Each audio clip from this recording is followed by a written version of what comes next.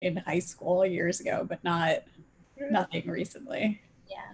It's funny. I hated it at art school. I basically refused to use it. So it's really ironic that now that's pretty much all I do.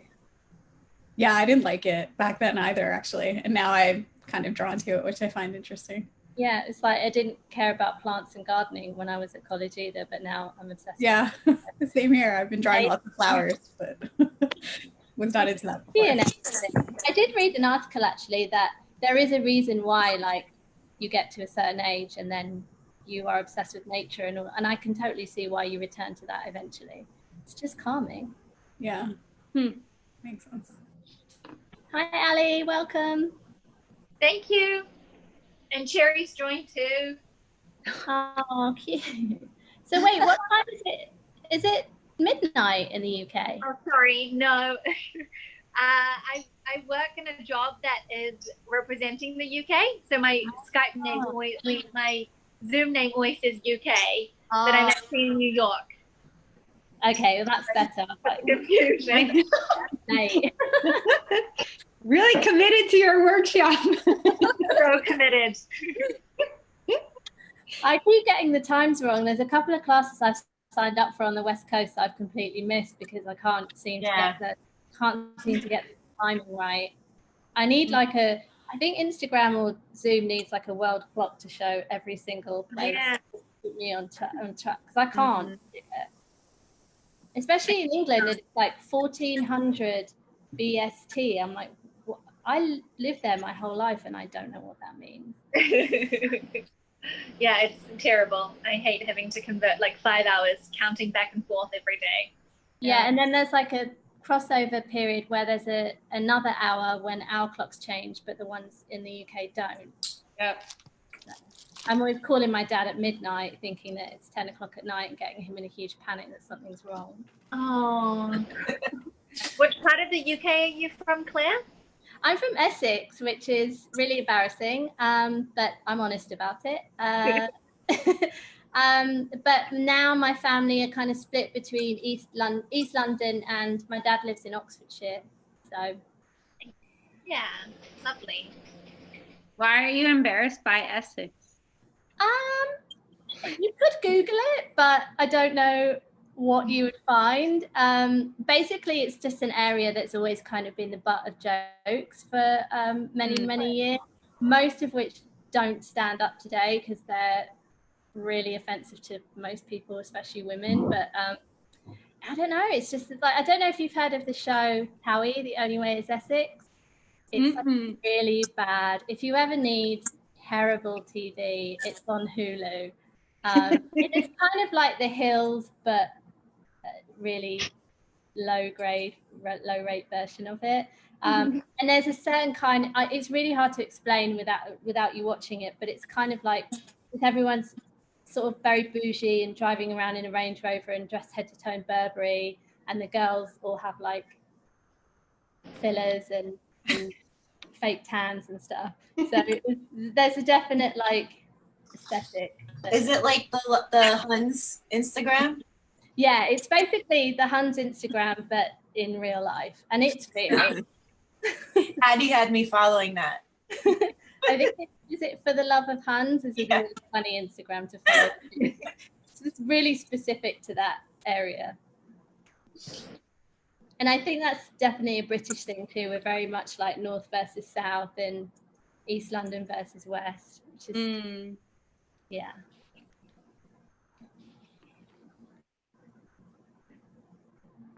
So do we have everybody now, Hanya? I mean, we still have a few, but I think we can get started. Yeah, because I'm just conscious of everybody's time. I know it's like let's get started. Okay, perfect. So thanks for coming, everybody. I'm just going to share my screen and go over a few materials and like a couple of quick warm-up exercises we can do just to kind of loosen up, especially for those of us who have maybe been on a computer all day or not been painting for a bit.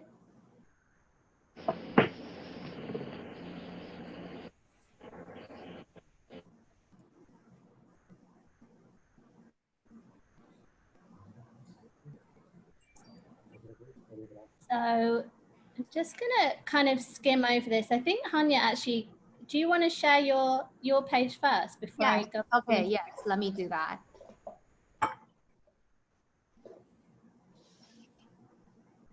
Let me find my page first. Give me a sec, sorry. Sorry, I just, basically I was just going to go into some detail about brushes and paints and palettes and paper.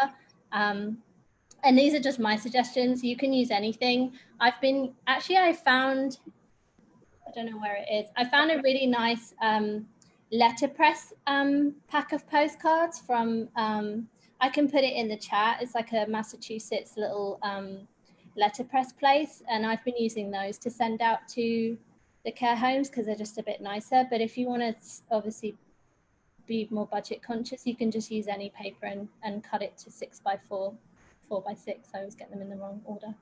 And brushes, I really like these Isabey ones. They're not the cheapest, but I've had the same ones for about 3 years and they show no sign of wearing out. So I do think it's an investment if you are going to be painting kind of regularly. The Princeton are probably the second best, I would say. They're at Blick, all over kind of regular art shops, but you want something that does what a Sable does, because you want a nice like springy point.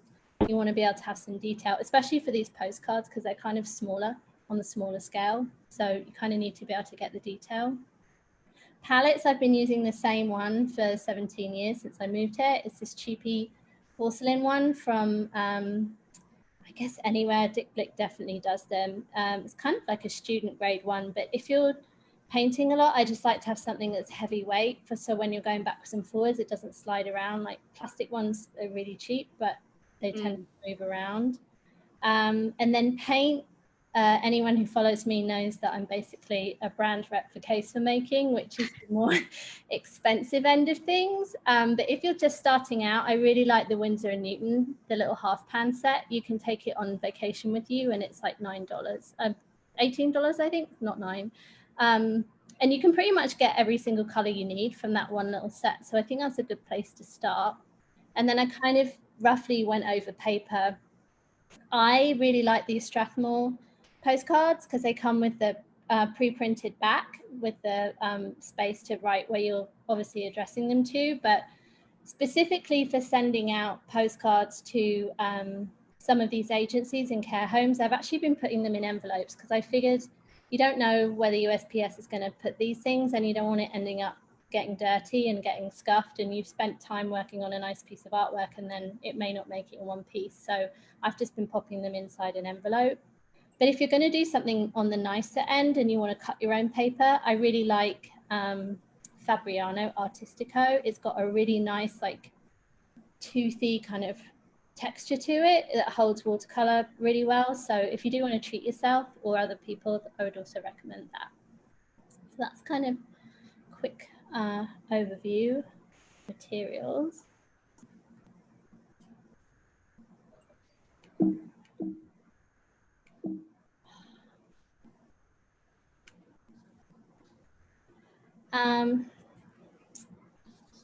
And then I thought we could do a quick exercise just to kind of figure out the value of what a saturated color would be back to water.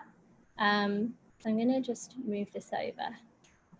Can you see my little thing of my phone? It's really hard to tell what people can see on screen.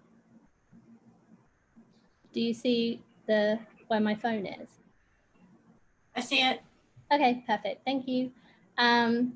So yeah, I have some pre-mixed, just a couple of colors. So if you want to just grab your brush and put it in, dunk it in some water and just mix up a little bit of one color. Well, I just picked blue because it's easiest to see on screen.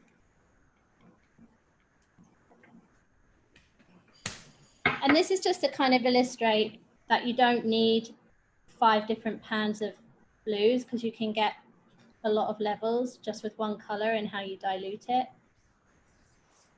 So I'm gonna use, I usually use my paint to water. It's not really a scientific ratio, but I'd say probably 50% pigment with 50% water. And that kind of gives me a good enough coverage for doing something like this. And just in general, I prefer to pre-mix all my paints before I start a project so that I don't have to keep stopping. But that's obviously just a preference for me because I'm quite anal about making sure I have all the right colors. So I'm just gonna make one brush mark with the mixture that I have at like full 100%. And then I'm just going to keep dipping my brush into a bowl of clean water, and I'm not going to put it back in the paint. And you're just going to see, probably put a bit too much on there, but just keep going, and each time put your brush back in the water and clean off some of the pigment.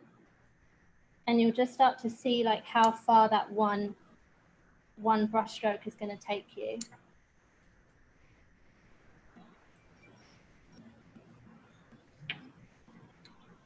So it's kind of good sometimes before you start a project just to mess around for a few minutes, just to kind of loosen up and get the hang of what you're doing. I'm also not using the nicest paper, to be honest. So mine is kind of, I'm just using scraps because I'm getting really low on supplies. You kind of get the gist of seeing like the different levels that you can get from the really saturated right through to it's basically 90% water. And then if you want to get a totally different color, I like using things that are in the same color family. So maybe a blue and a yellow, or a red and an orange. And we're just going to do the same exercise again, but moving from one hue to another. And instead of putting our brush back into water, we're just going to put our brush into a different color. And I kind of use this technique quite a lot in my work, but it's not as technical as this. I'll just start painting in one color and then switch to another and see what happens in between. Forgot to mention too, paper towel is your friend. So if you have any, have it near close by. My setup is all kind of on the right-hand side because I'm right-handed. So I tend to have everything I need right close by, or else you'll end up with some kind of wrist injury eventually. So I'm gonna, yeah. Oh, sorry. You know, the palette, on the palette you said, so on the palette you already mixed it 50% water and 50% paint? Yeah. Okay. It's like rough, yeah, a rough kind of. Yeah. And when I'm doing like a softer wash of things, obviously I'll water it down a bit more, but I tend to start with 50-50 and then water it back from there. Like I'm looking at what I did today as a practice for this session, and I think a couple of the colors I probably overdid it on the water because they're too soft. But the good thing about that is you can then go back in and build up layers if you want to. But for me, that's why I kind of like this palette, because the way that it's angled, you can end up with a little well of pre-mixed color kind of ready to go, which will be the same if you use one of the round ones that I talked about. Mm-hmm. Yeah, I think it's, I would imagine it's 50-50. So for every time I agitate my brush on the pan and put it back into the water, I'll add like a dab of water. So that's kind of how I mix it. Mm-hmm, mm-hmm. So I'm going to put another, I'm not going to go so crazy this time because I think I used too much water. So in this time, instead of putting my brush back in the blue, I'm just going to put it in the yellow. This is going to mess up my whole thing of paint, but that's okay.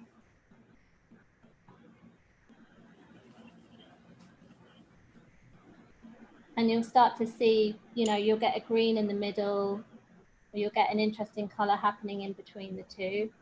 And mine isn't perfect again because this paper is really rippled. But you could go back in and add something to the beginning if you want to see that gradation.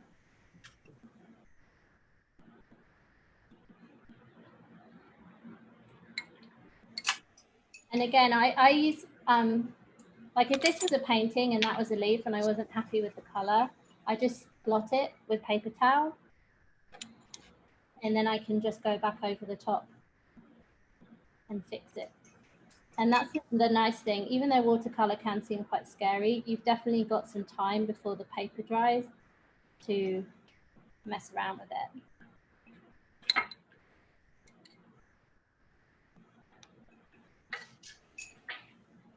So that's kind of just the basics really of the kind of couple of techniques that we'll be using today. I put a little reminder on here to just remember to think about complementary colors.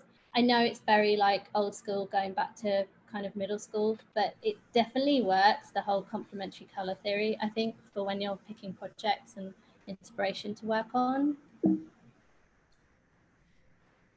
And this is, we'll come back to this, but I basically scanned in my palette so you could see the colors that we're going to be using today. So I have like a lemon yellow, and then more of like an egg yolky yellow, moving into orange, and then a red, really bright magenta. This actually didn't scan in that well. It's more of a light turquoise, I would say. And then any kind of green, a little bit of burgundy, and then this like royal blue. And I ended up mixing a purple in between here as well. But if you want to do completely random colors, you don't have to stick to this. This is just kind of a rough idea. I think I had 10 colors in total. And whilst we're on the subject, my PDF is going backwards. I haven't included it in here, but I sometimes show a slide of all my palettes. I tend to keep every single swatch of paper like this for each project so that I can go back and try and match these colors, because sometimes you'll find something really magical happening and you can't remember which pan you used. So I'll sometimes make notes on the back, especially with case for making, because they have so many different colors and you want to know, okay, this is, I know this is ultramarine, so I might use that to make this kind of light blue. So, you know, it's an extra step, but for me, especially if you're going to be continuing this as a hobby, it's quite a nice thing to do so that you can have a reference point. So we'll come back to this because we'll mix our colors for a few minutes before we get going. I don't know why this is going backwards. I pulled a few things from Instagram just to show, especially for postcard art. I think a lot of artists are doing it at the moment, especially with raising money, raising funds, and just making it a more accessible way of kind of collecting art. So I pulled a few things that I really like for technique. Some of them are a bit more naive than my work, I would say, but I just like the hand of these and the spacing. Like I thought this was really nice, this Isabella Coutier one, where she's, you know, done a bouquet and then she's filled out the background with a solid color. So that might be something you want to do with today's project. Or even taking, like, say you've done today's postcard and you want to do another project in the future. Sometimes I'll take one flower and really explode it. And I think this is really lovely because it's got like a tiny little area of colored pencil on there and these little blips of color. So you can, you know, take something you've already done and then keep going with it. It might be really nice to send someone like a bouquet like we're doing today, and then maybe a more abstract piece. I love these. I think it's Camilla Perkins on her Instagram, how she kind of mixes still life with the flowers and then has these kind of areas of pattern and texture in the ground. So even though you could say there's not that much color on here, she does a really nice job of kind of filling out the space. So that's another good technique to think about. The same with this bottom one. Frances Costello, she does these really lovely floral still lifes, and she'll often put these big kind of bold patterned areas behind it. This one I thought was cool because he does these big scale kind of drawings and paintings, but these are kind of collaged on top. So just because it's a postcard, it doesn't have to be completely flat. If you want to do a floral and then go back in and add some paper elements, I think that could be really cool. Rosa Electra Harris always has these really vibrant color combinations that I think are really, really lovely. I haven't really taught anything so far that has this level of contrast in it, but it's definitely something that you could think about with your own piece of work. And then lastly, I love Jonathan Schofield. He does these really kind of washy, painterly works, but then he'll go and throw in like a giant polka dot in the background. So you could do something really simple and then mix some pattern in there too. Please just cooperate. And then here I just put together a few of my favorite florists. Just if you are going to send some of these in your own time, it's kind of nice to find areas of inspiration that are different than just going on like the same Pinterest pages, which are fine, but I do think a lot of these florists are doing some really nice things in terms of color and composition, which could really help if you're looking for kind of inspiration to do a project at home. The one that we're going to work on today is actually from this lady at the bottom. texture florals. She's based out of Philly. She actually does some really beautiful kind of still life tableaus with really amazing levels of color. So she's definitely a good one to follow if you're interested in this kind of thing. And this is today's project that I picked. So I liked it because it has got some area of solid color. If you do want to put that in either at the beginning or the end, might be quite interesting to layer the floral elements up on top. And again, I managed to break it down into about 6 different parts. So even though it looks scary, don't forget that we're going to be doing a postcard. So you really can't like get too involved in the details, which is why I kind of like it. You're going to be forced to pick the details that you like and keep it kind of loose and free if you can, which I know is hard because it's a tiny area, but I like to think of it in terms of mark making. Like, we only have a small brush. I'm not going to be able to go in and make every single little petal in this verbena. So how can you make a mark that would suggest it without trying to recreate it? And actually, I took a class a couple of weeks ago from Lindsay Stripling, and she was basically saying, you know, we're not a camera. We're not trying to recreate this. It's your kind of interpretation of what this is. So even as I'm painting along, don't feel like yours has to look like mine, because I guarantee at the end of this, everyone's will look completely different, which is what I love about it.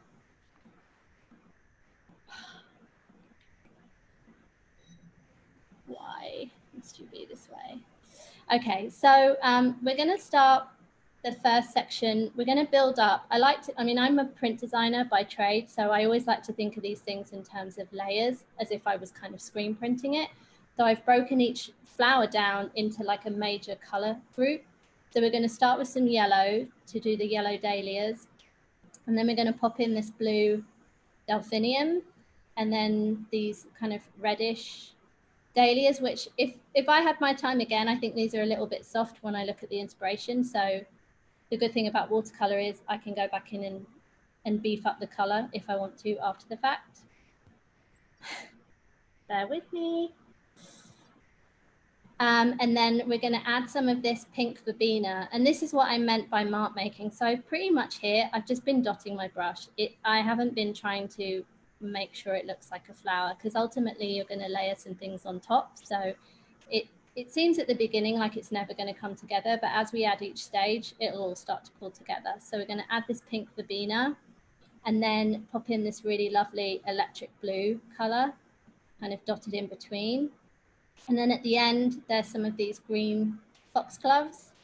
And then I went in and actually blocked out the bottom. I did a flat wash of yellow to kind of suggest the background. Didn't actually have time to put the vase in, but if you want to show a suggestion of a vase, you can totally do that as well. So I think if you all want to take a few minutes and start pre-mixing the palette, I'll leave it up on here just as a reference. And like I said, don't feel like you have to completely match this. If you wanted to do this in all different levels of green, that would also work. But just for, I would say, timing wise and to not overwhelm yourself, I think nine colors is probably a good amount. And there is a soft pink here that I kind of mixed on the fly as we go along, so don't worry too much about this one, because for each of these paints we'll end up watering them down to soften them anyway. I have a question. Yeah. So I just got this new color palette online. Obviously, it's not the same brand as you suggested, the cheaper one. So I'm trying to do like a coloring palette thing like you did, but for some reason, every single time when I water it, I'm unable to really put the paint on my tray. It just really get off. Is it cheap? Well, it could be. But also, I wouldn't have your paintbrush completely soaking with water. You want to have it kind of damp so you can agitate it across the. Let me get my palette. Because it wouldn't get off my brush. It just when I try to do it, it just stays on my brush the whole time. Like sometimes I'll fill up the wells of the palette with a bit of water first. Can you move the PDF a little bit over so we can see the video part? Sorry. Yeah, thank you. I'm running out of space. Go away. There we go. So this is my palette, and I'll fake out. I'll pretend I'm remixing this yellow. Lost my medium brush. Where did that go? So pretend this square here is my empty palette.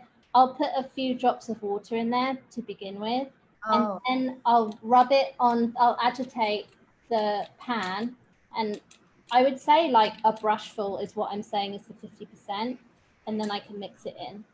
And you just want to make sure you're always wiping your brush off on the end, because you could end up picking up, you know, all of your pigment and putting it back in the water. So then I'll do the same again. I'll add another brush load of water, dab it off, and then agitate it again over the paint and then mix it in. But sometimes with the deep ones, there's like, there could be a coating on top of the palette pan. So you might need to really like get rough with your paintbrush to get the pigment to start to come off. Oh, okay. See if that works. Yeah, it works now, because I think you actually have some water on your palette first. I think that's what's the difference, because I couldn't get the paint off my brush, but when I pour some water in the palette first and then dab into it and then it turns color, yeah. Yeah. So that makes it easy. I think that's why I like buying these ceramic palettes, because that way you can start with some clean water in each one and then just keep building. And then if you start to see things go awry, you can just dab the water up with a paper towel and start again. Mm-hmm. I'm just actually going to change my water because it's already dirty. I forgot to mention that I always work with 2 bowls.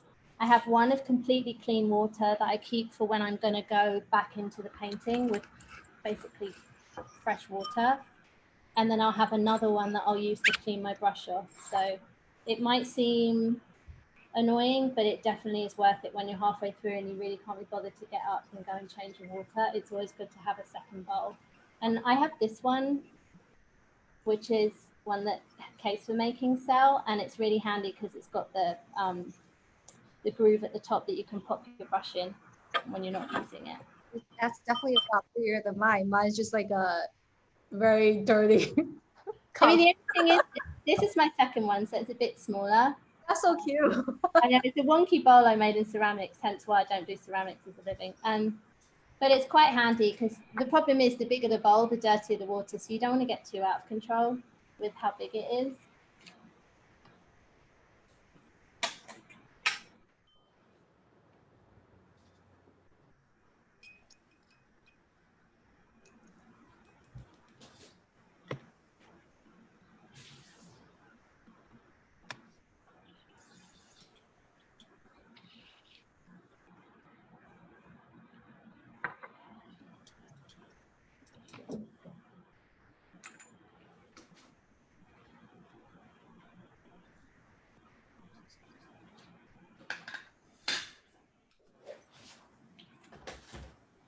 And this is the, I bought these at Blick, like in the physical store, but I found that this company do them on their website too, and they're really nice. They have the back of the postcard letterpressed, and then they have these really nice like deckled edges. So it's almost like you're giving someone like a little painting.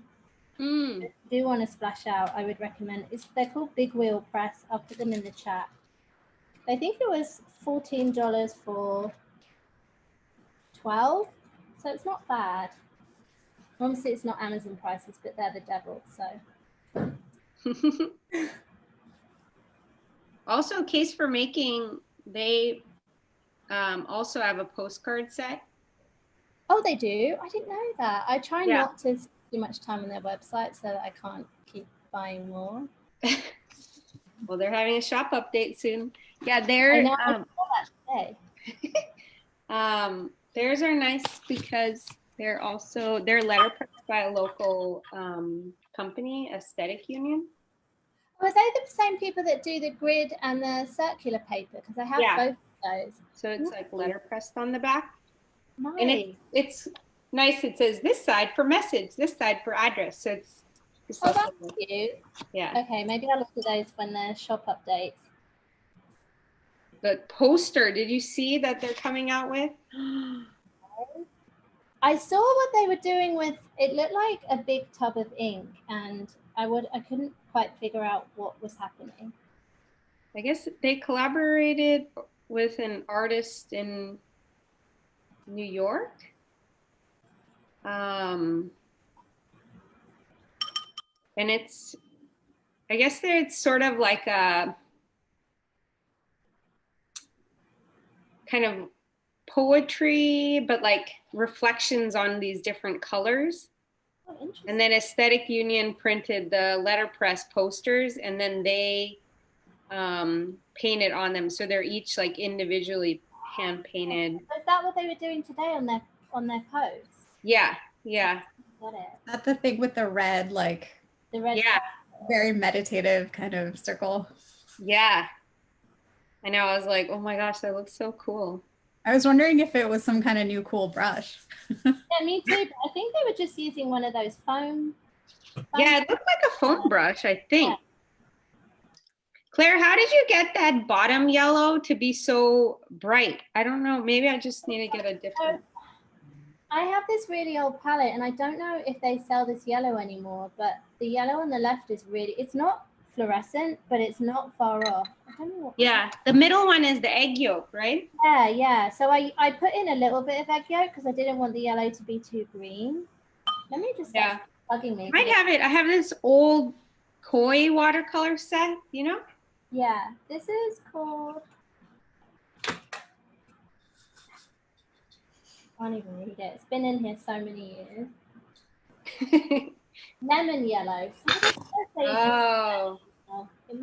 This was a special palette that Lindsay put together like years ago. This was the first one I ever bought, and it's starting to, some of the colors are starting to go, and I don't know if I'm going to be able to replace them. Oh, because it was that original set when they first. I think when they very first opened, yeah, it was like a set. Oh. And I think as long as you just make sure, I mean, under my light, it's difficult to see the difference, but just make sure that one is definitely lighter than the other. And I also put some Kramer white in there, which I would highly recommend, even if you don't want to buy all of Case for Making's colors. Kramer white on its own is a really, really good base to have if you want to lighten things up.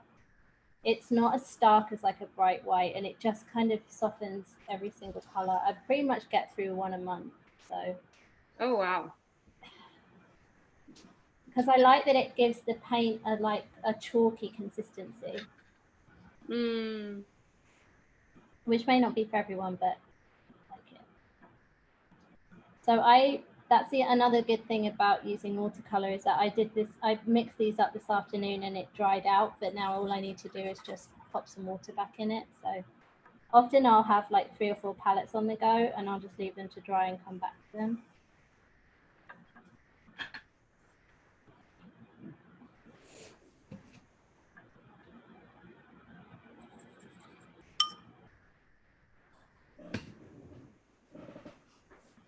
And again, you'll see I tend to improvise too while I'm going. So if I realize I need a color that's in between the two, I'll just use any spare real estate on the palette to mix a tiny piece up, because what we're doing is so small. You don't need, you probably don't need anywhere near this amount of paint mixed up.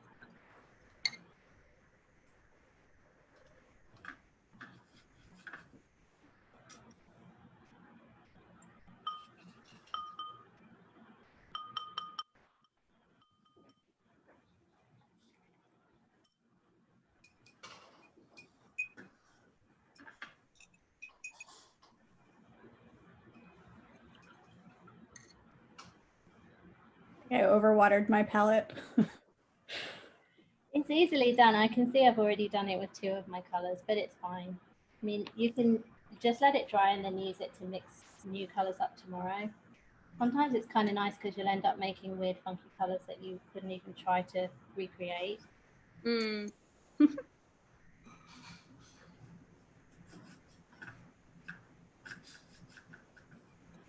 only have this one little tiny 6 circle palette. Oh, I don't know why, but I forgot to include the slide. Maybe I'll include it next time. I just didn't know if it was overkill. But I did a slide of like all of my palettes that I collect, and I did like a weird I did an analysis, and basically I used 10 or 11 colors on most projects, which is probably maybe too many, but I like to just have levels of things.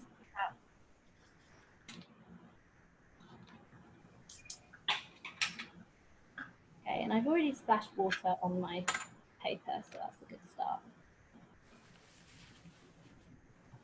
But the nice thing about having a heavier paper, like if you can try and get something that's 140 pounds, you usually can go in with a wet paper towel and clean it if you make any splatters, which is kind of handy if you're working on something that's on a white ground and you do have a little bit of a mishap.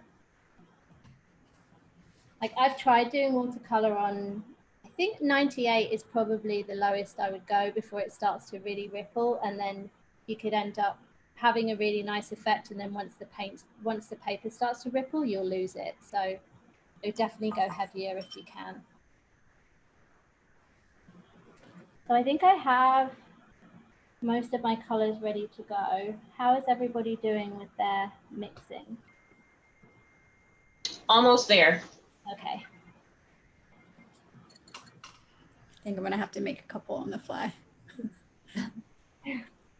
I'm still, I mean, it's my first time using watercolor. I've been using acrylic for the past weeks.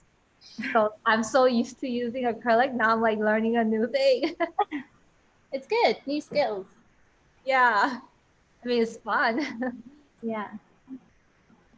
I mean, I just think it's ironic that I couldn't stand them for years and years, and now I kind of do like the fact that you're not as much as in control as you kind of would hope to be. That's perhaps not a bad thing, especially with what's going on in the world at the moment. How do you make that magenta color? So that was a mixture of a bunch of different things. Do you have the neon pink? So I did pop it. I cheated a little bit because I basically used like a primary red, a bit of white, a tiny bit of orange, and then I popped in a tiny bit of the neon pink. But if you don't have neon, I have the rose color. Yeah, I would do the rose, and I would mix in a tiny bit of your cobalt blue, like a tiny bit, because the ultramarine goes a really long way. Just to give it like a bluish, like fuchsia color. Yeah.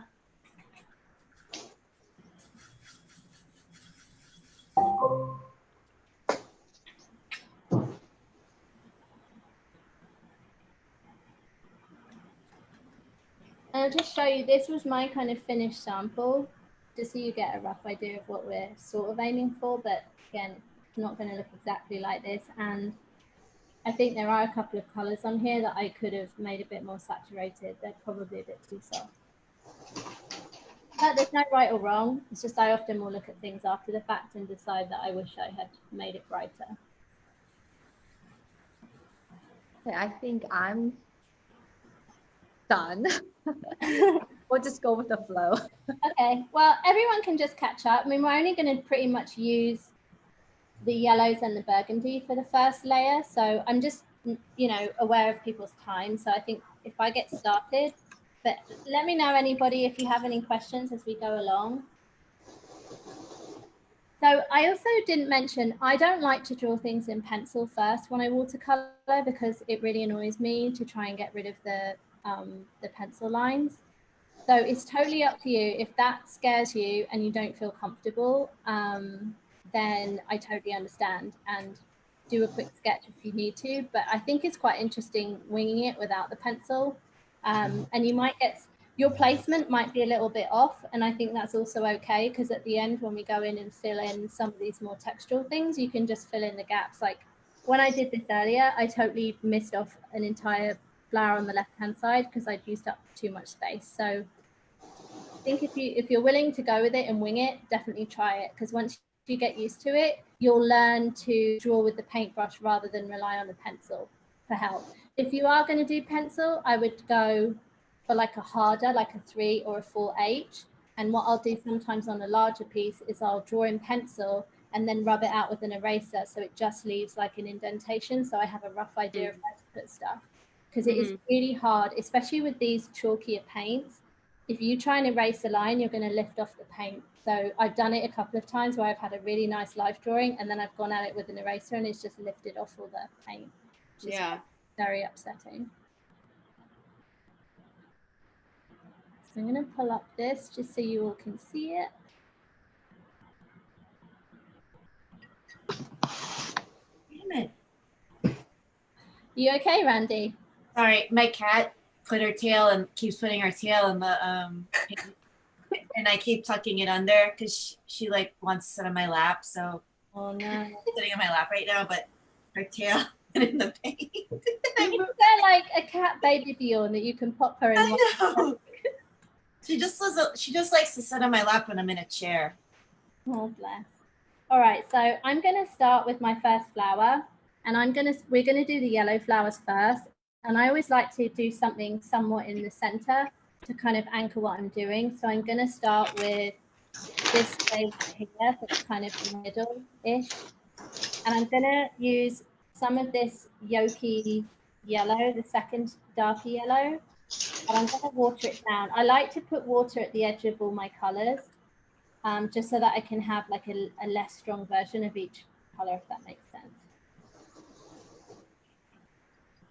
And again, like just place something down. It's a lot easier to start building it once you put that one thing in. It's a blank page is always really intimidating, but once you start, you'll be okay. And like I said, I'm just kind of drawing with my brush.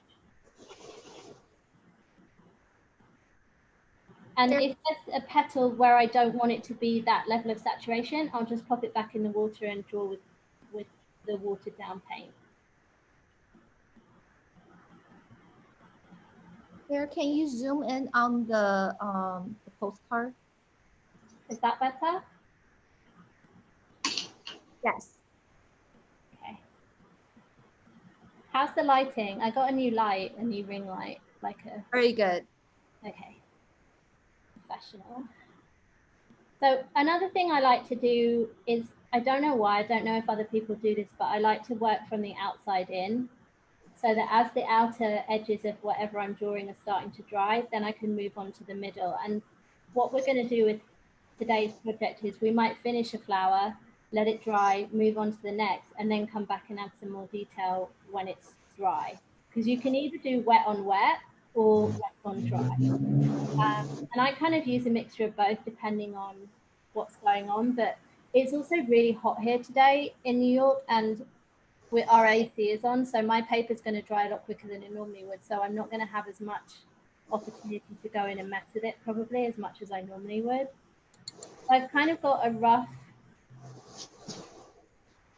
outline of my first flower, and if I think it's already dried, I'm just going to go in and dab a little bit of water on top, because I want there to be some kind of bleeding at some point. That I think that's what will give you some interesting effects. And then I'm going to move on to doing these kind of feathery bits in the middle of the flower. So for that, I'm going to go back and use the first yellow, the like light, more lemony yellow. And already I can see, whoops, I've flooded that with a bit too much paint. So I'm just going to dry my brush off and pick it back up, which is a really good technique if you feel yourself getting too carried away with too much paint.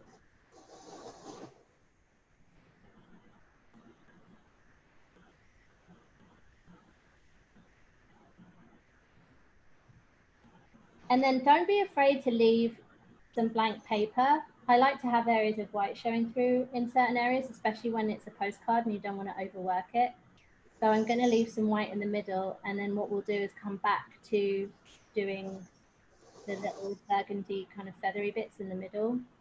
So while that's sort of drying, I'm going to move up, go north, and go to this other dahlia that's on the top.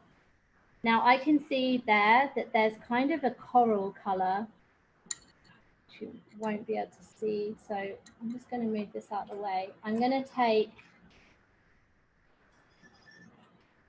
a little touch of my pink and water it down, and then pick up a tiny bit of yellow and mix it in, because I think that coral color is going to be needed in a couple of the petals of that flower. You can see that there, just mix that up. So it's nice once you've got your kind of 9 or 10 colors, you can then use them to make colors that are in between. Claire, Yeah. I have to say I'm very proud of myself because this is the only time in this session that my painting is going to look exactly like yours. Amazing. I mean, that's not the, you know, if you can't do that, it doesn't have to, but that's great. I thought today's was a bit less overwhelming with it only being 6 steps instead of 8. I don't know if that's easier. So what am I doing? Okay, so I'm going to go up here and I know that there's a pink petal. So I'm just going to call it here. Again, you might end up with some placement that's a little bit off, but it's really okay because at the end of this, you could choose to actually fill the whole page with flowers if you want. You don't have to completely follow what I'm doing. And what I sometimes like to do is I'll drag the paint down from the edge of the petal to suggest like a shadow at the bottom. Really slight technique, but it's an easy one. And then I'm going to go back in and get some of this egg yolk yellow and put in some petals next door to it. And again, you'll get some interesting things happening where they start to bleed together.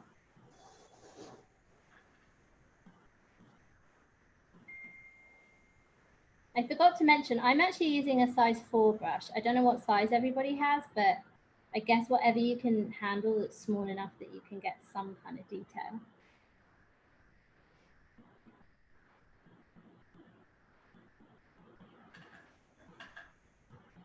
I pretty much use a size 4 or a size 6 for everything that I do because you can manipulate the brush and use it at different angles to get a wider stroke. So you don't need to have like 50 different paintbrushes, especially if you're starting out. So I'm going to go back into my coral, pop in another little petal that I see there at the top.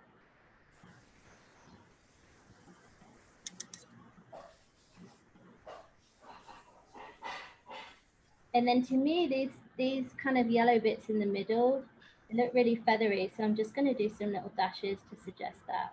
Like we said earlier about the mark making, I'm not trying to completely draw a botanical illustration of a flower at this point. And if I wanted to, I could go in, grab a tiny bit of this fuchsia and maybe pop that in the center of the petals just to add another color.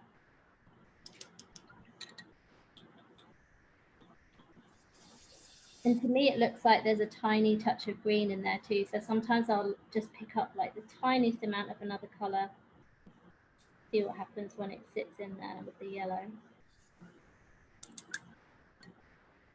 And now, whilst that's drying, I'm going to go back, pick up a little bit of my burgundy color and just pop in some of these little bits of detail on the center of this first flower. So it's kind of a juggling act. You'll end up going backwards and forwards and adding things as things start to dry. No.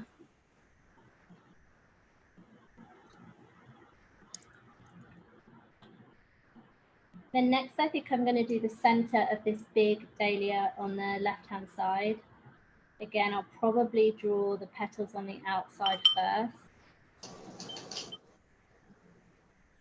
Just because it's, I don't know, I find it a lot easier to almost draw with a paintbrush first to map out what I'm doing, and then I'll fill in the shapes after. And then that way, if you start to see things going a little bit awry, you can stop and fix it before you've gotten too carried away.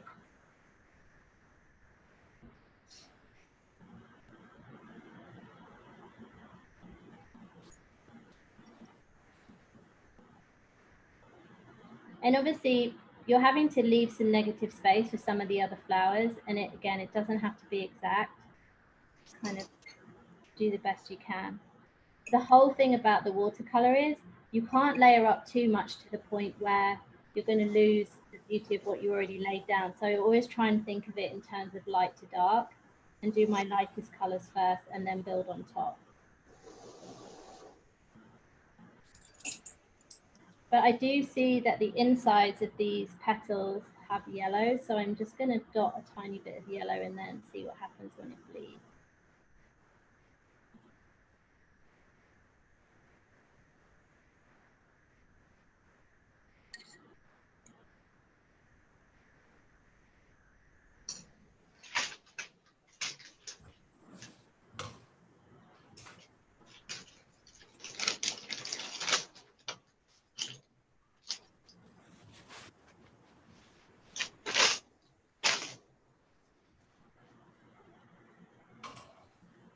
then for the inside, I'm going to go back to this bright lemony yellow. And again, just these almost look like little V marks. So I'm just going to kind of do those in the middle.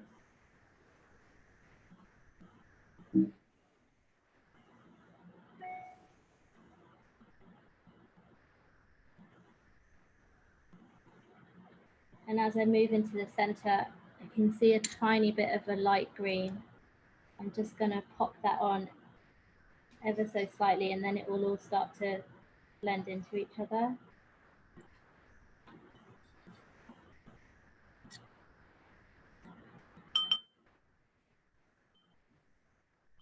All my 3 flowers are in like totally different styles. That's kind of cool though. I mean, the good thing about this is you can almost use it as like a testing ground to see what can happen and what works and what doesn't. Yeah.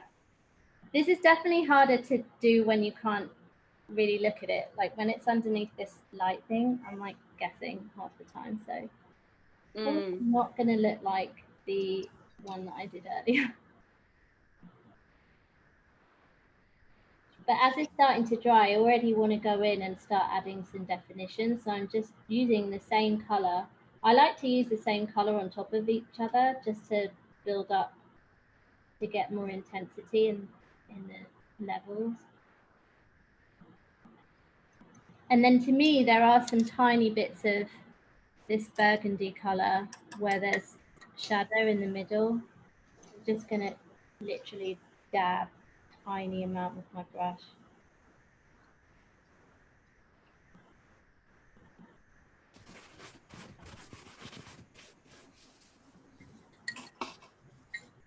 And then that just leaves the final yellow dahlia, which is on the top on the left-hand side. And I'm going to use the yellowy egg yolk color to do these little like feathery things that are in the middle of the flower. Probably should know the technical term, but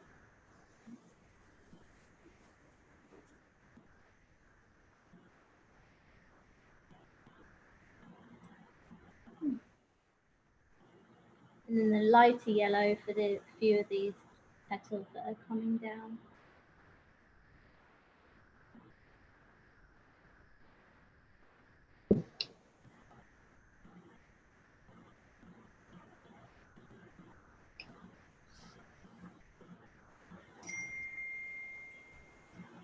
And sometimes I like to just do a line. I don't even fill it in. I like the mixture of doing some lines, some mark making and some solid areas. So don't feel like you have to fill everything in.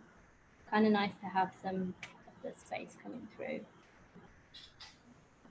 But I do see what looks like some bits of green in there. So I'm going to dot in a tiny bit of green.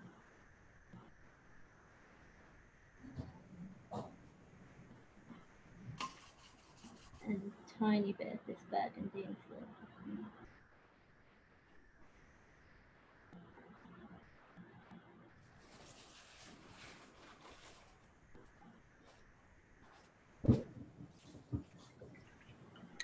Now I'm going to go back to my first flower because I feel like whatever I did is different to the first time round I did this, and it all is looking like the same color.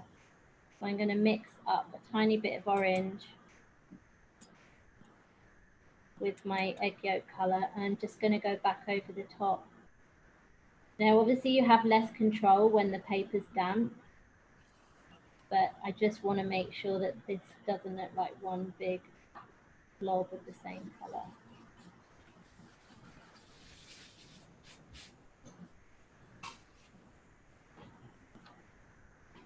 And same with this flower here on the left. I feel like that's now missing this egg yolk color. So I'm just going to go back in and add a few touches of that. And as we go along at any step of the way, you can go back in and add more on top once your different areas have dried. That's the nice thing about being able to layer this up.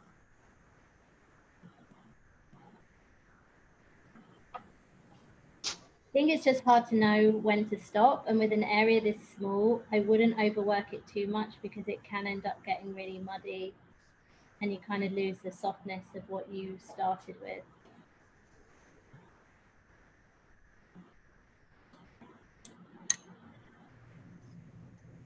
I'm going to do the same, add a little bit of orange to that yellow, just to go in and give this a bit more definition.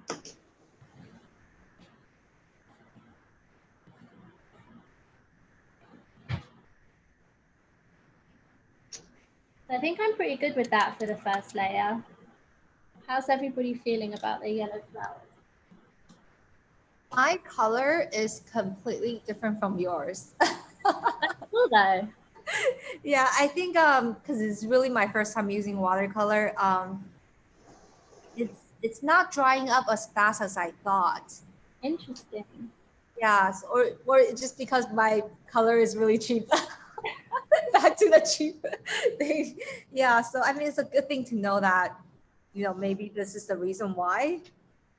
Yeah, so I'm like waiting for it to dry, because if I don't wait for it to dry completely and then I go up on top and paint it again, it's just all become the same color altogether. Yeah, one big messy blob. I mean, I know it's hard because especially if you're new to this, you don't want to make too much of an investment, but I don't know, I think ever since I started switching to the nicer paints, it's definitely made a difference in how my work looks. And Yeah. for this, like $20 versus, I don't know actually what I would say you could start with a 14 set. I think is pretty good because you can pick your own colors out. Mm-hmm. 14, that would be like 140 for a case of that, a case for making. So it isn't cheap, but again, like I've had this now nearly 3 years, this palette, and some of the colors are still going strong. So it definitely lasts a long time because you're only using a tiny bit of pigment with a lot of water. So it does go a long way. Yeah. So now the second stage that we're going to do, I'm going to go back up to our steps, is these delphiniums, these little blue flowers. So they're just going to tuck in between two of the yellow flowers, and then there's a couple of random ones hidden on this side. Again, doesn't have to be exact because we can go back in afterwards, but that's kind of what you're roughly going for.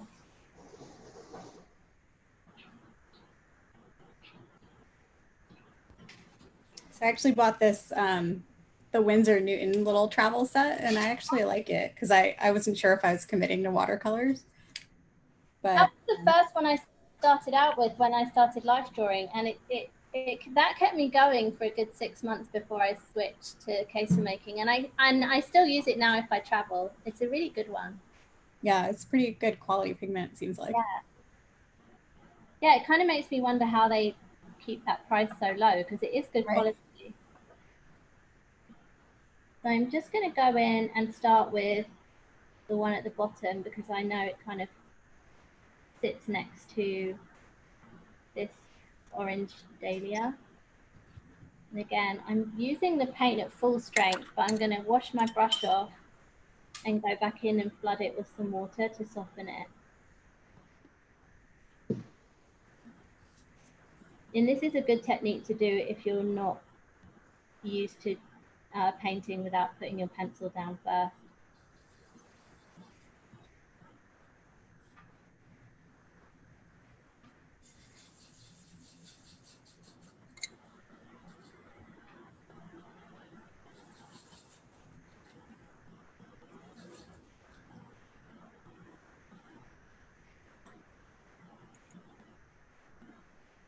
And then I think there's some hidden.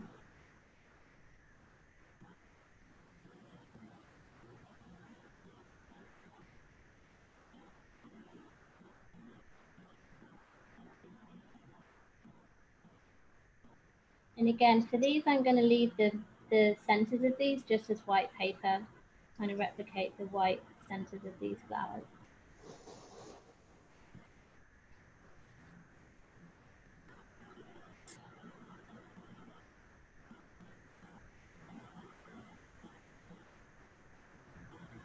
And often it's tough if you're doing a bunch of these flowers that all sit together. And I think the good thing here is just keep playing around with your levels of water like we did in the first exercise, just to see if you can make some look lighter than the others so they don't all blend together.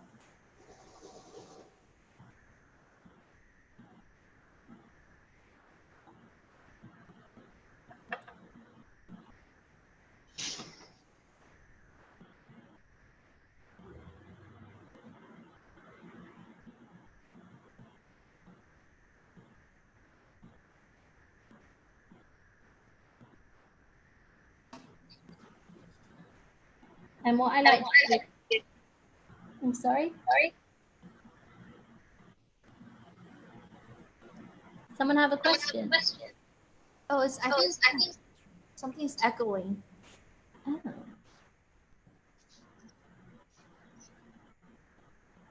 Test, test. I think it's back to normal.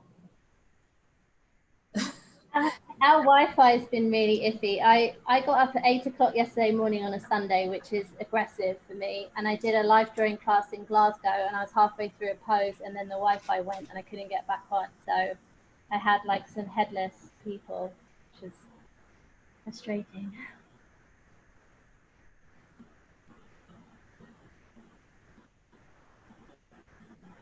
So I'm going to keep diluting the paint with each flower because I feel like the ones at the top seem to have the light on them the most. So I'll get to the point where I'm only putting my paintbrush back into the water because I really don't need any more pigment.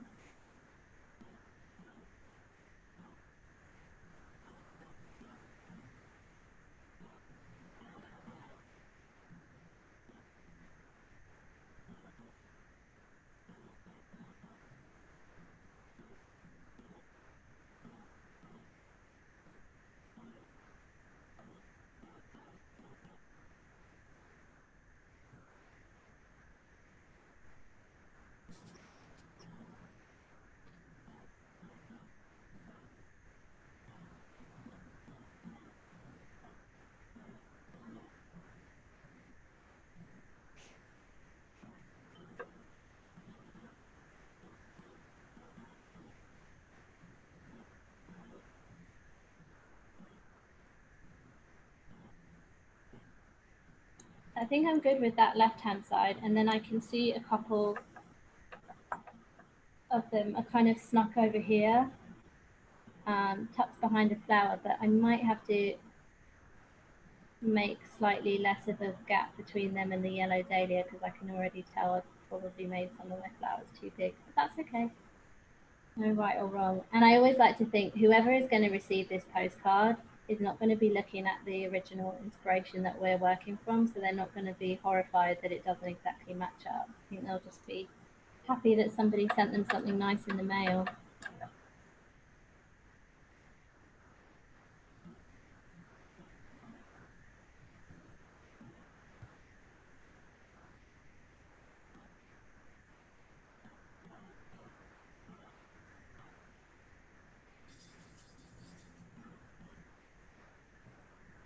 Now what I am noticing is that it looks like some of these delphiniums have little areas of like a light green in the center. So while this last one is drying, I might go back in and pop that into the center of my first ones.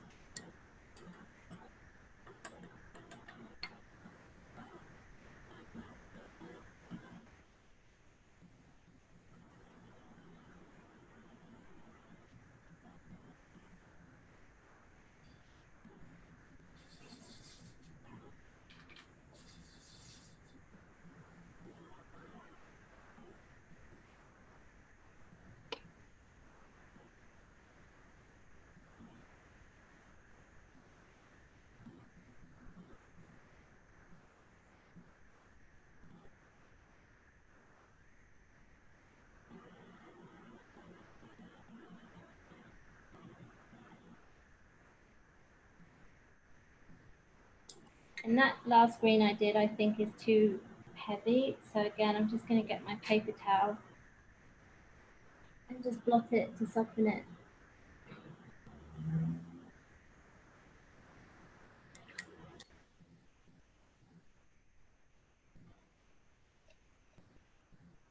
And while I have a second before we move on to the next layer, I'm just going to grab a bit of my orange and pop it in just to put a bit of definition into this flower. I feel like you couldn't tell the difference between where the petals started and the center started.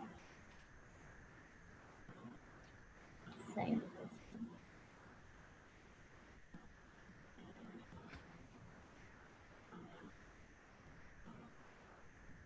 And if you really wanted to get into the details, while you have pigment on your brush, you could go in, add some little delicate lines. Obviously, like we said, don't want to go too overboard with details, but I always think if you have the paint on your brush and you can do it, not the worst thing.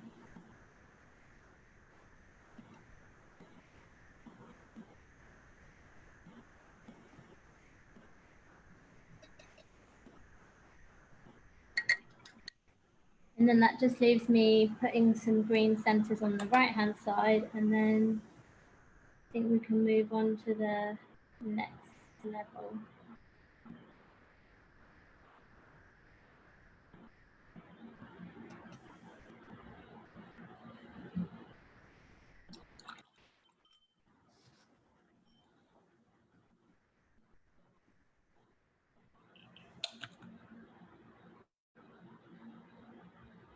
So the next step is going to be adding in these more vibrant orange dahlias. And I would say, in retrospect, I wish I had done more red in the center of these, because I do feel like they're all starting to sort of blend. It's pretty, but when I look at the image, the center of the flowers look a lot more saturated than this. So I'm probably going to bear that in mind this time around.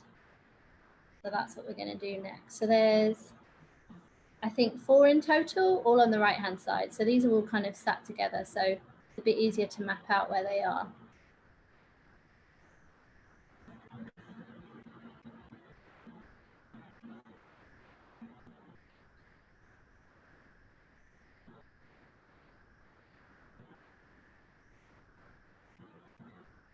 So I'm going to start with the bottom one first, that sits next to the yellow dahlia that we did at the very beginning, just because that's an easy place to start. I'm going to grab my red, and I'm going to again work from the outside in, drawing my first petals. But this time I can tell, especially as I did this again earlier, I can tell that there's some pink inside these petals. So I'm actually washing my brush off, and I'm putting some pink in the centers now while it's still wet.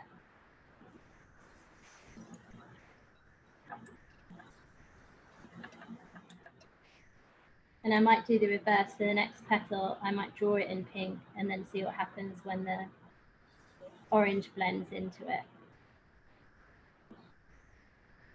And that's the nice thing about having all your pre-mixed colors. You can just mess around with different ways of mixing the two colors together and having them blend. And I do think this is a tough project to do because it is so small. So I think if you start with this as a practice and then move on to maybe doing the same kind of flowers but on a bigger sheet of paper, you'll find it a lot easier to experiment. So now I'm going to pick up some of my red again, put it in the center.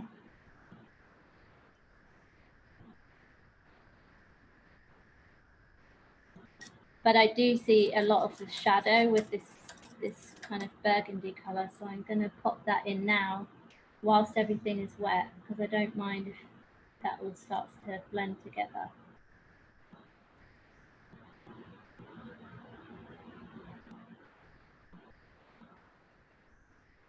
And I don't mind even if it goes on at the edge of the petals, just to give it a bit of definition.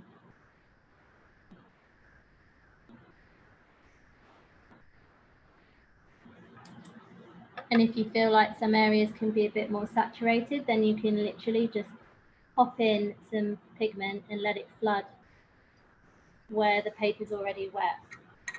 So you don't necessarily have to wait a while before you layer the paint on. I've just done that while it's wet. And then I'm going to move over to the right hand side and put this kind of pinkish one in.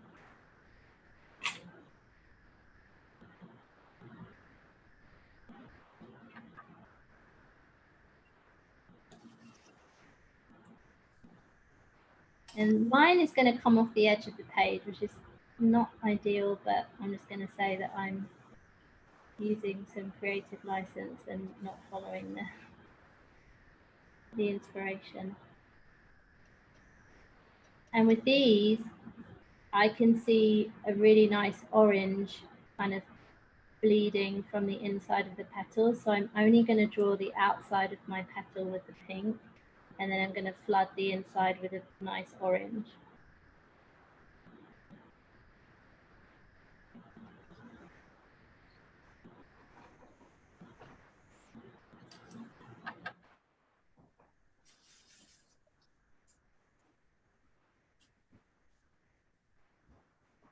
And what's nice is some of these brighter colors, when they start to mix, you'll get almost like, I don't know if you can see it, but like a grainy, like almost like a tie-dye effect where the two different pigments are meeting.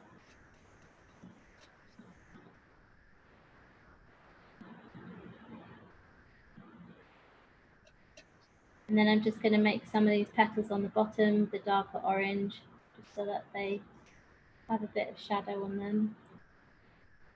And then again in the middle, probably going to use some red, these bits, and then dot in some of the burgundy.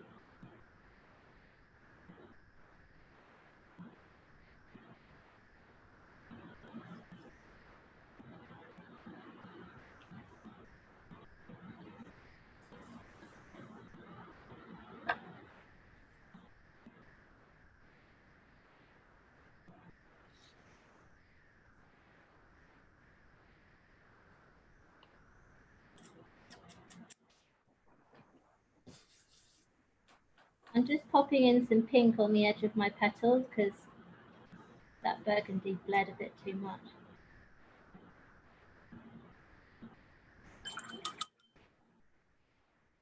Then I'm going to do the next one, which is above this one, slightly rounder and larger, I guess.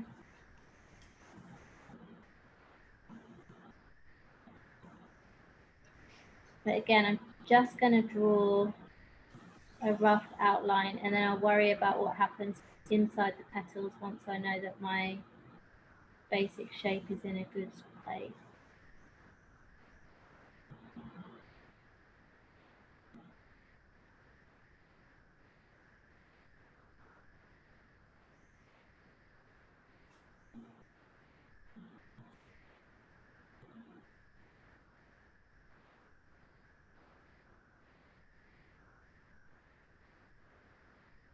And then I'm just going to saturate my brush with some water so I don't keep adding too much pigment. Because these petals have more of a lightness to them.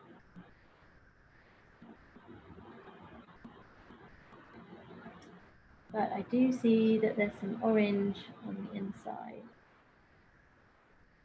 So I'm going to do that.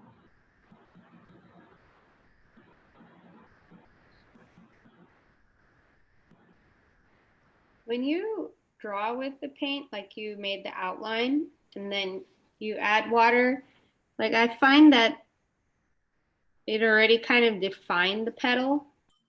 Because it's already dried. I guess. I mean, well, it is quite hot today. Yeah, I think that's the problem within the summer. But what you can do is do it each petal at a time, if that makes it easier. Like if I was doing a bigger piece, I tend to put one petal at a time and go around in a circle. Oh, okay. And then that way, because I hate getting too far down the line and then realizing, oh no, this isn't the right shape.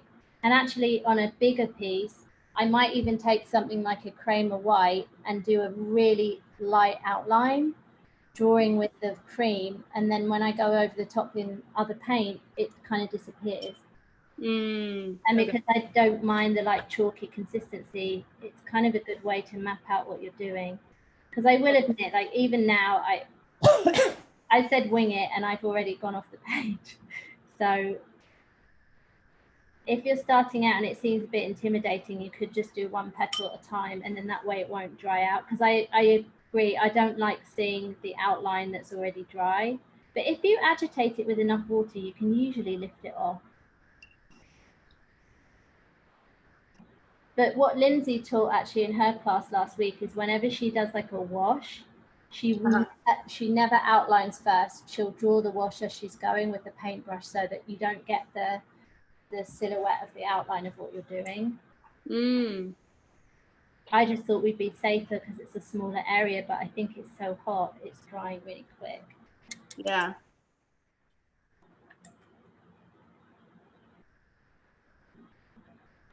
So now I'm just going to get my red and go make these little marks on the inside.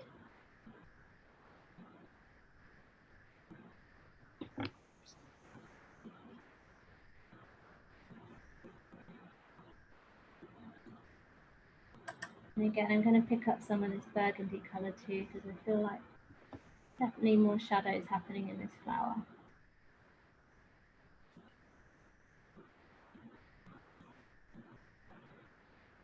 And I actually don't like what's happening down here where I did this outline and you can see it. So I'm probably just going to go in with my coral colour and make a few stripes to kind of detract from that. Because you can definitely see these petals have like almost like a stripy, have some stripy detail.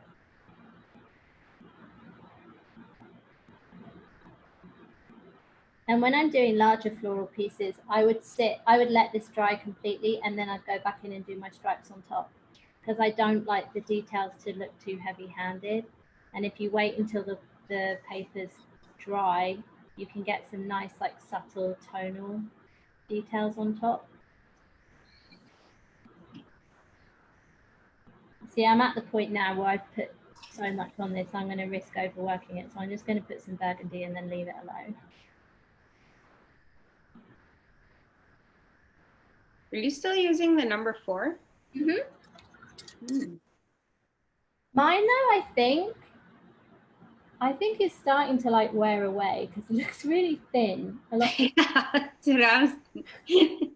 So this is probably closer maybe to a 2 because this Oh, is. Randy's showing her hers too. I'm mute because I was yelling at my cat. Mine's a 4. And it's looks so much big. No, this is a 3, sorry, and it looks bigger than yours. Yeah, I think I'm using a withered away. It's starting to shrivel with age, and so I might actually need to order it. There's me saying invest in brushes, but I will say I have exclusively used this one for 3 years. So maybe, I mean, I guess because it's natural sable, they probably do lose some of the hair over time. I actually found this old brush in one of my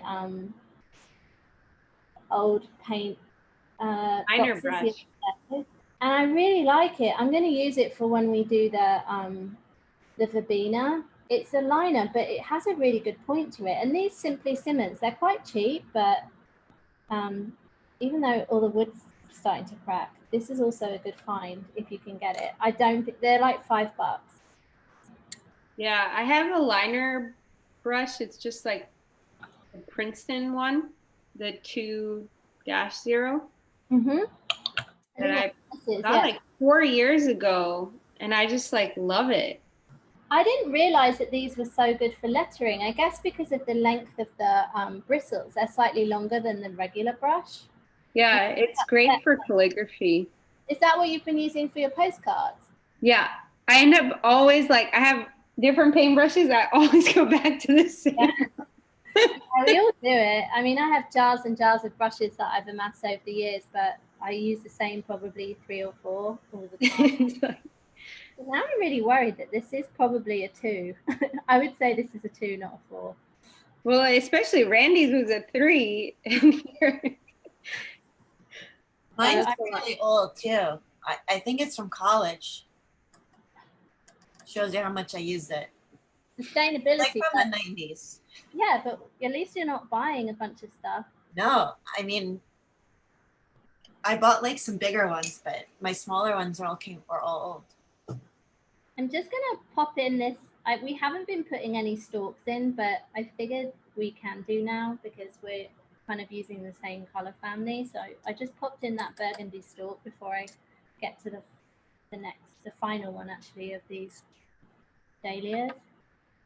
Do you say dahlias over here? I never know if I'm saying this right. Yeah, I think it's dahlia, but I mean, we understand what you're saying. So this time I'm actually not going to outline each petal because I do think it's going to dry. So I'm going to work each one individually. So this is another technique I like to do. I'll start one petal with pigment and start at the other end with water and then see what happens when they join. Just so you get like a soft fade. Mm.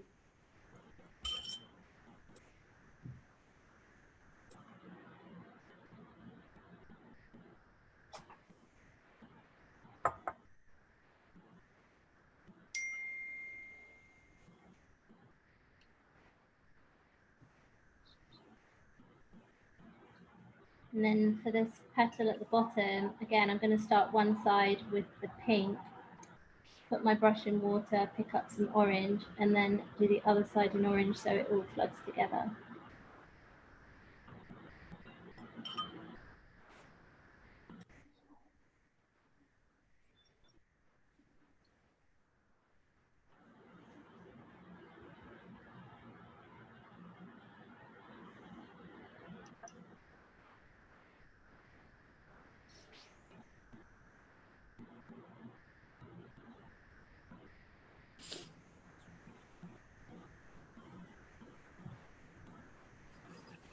It looks to me like there's some yellow in the middle of this center, so I'm going to switch back to my lemon yellow color, seeing as, I mean, at this point, as we move through all the different steps, you have all the paint left over, so if you want to start adding in some little touches of random colors, don't be afraid to do that because we have the paint mixed up.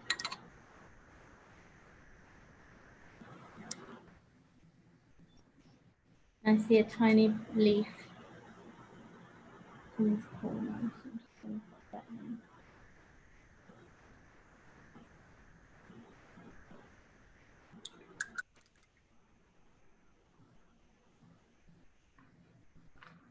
So that's it for the orange dailies, but I am going to go back in like I did before and get some of this burgundy and just put a few little touches of it just to suggest some shadow and definition.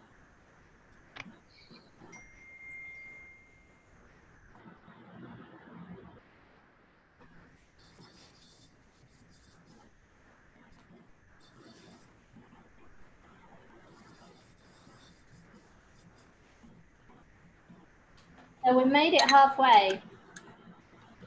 Ooh. I'm going to get some pomegranate juice that I'm pretending is wine.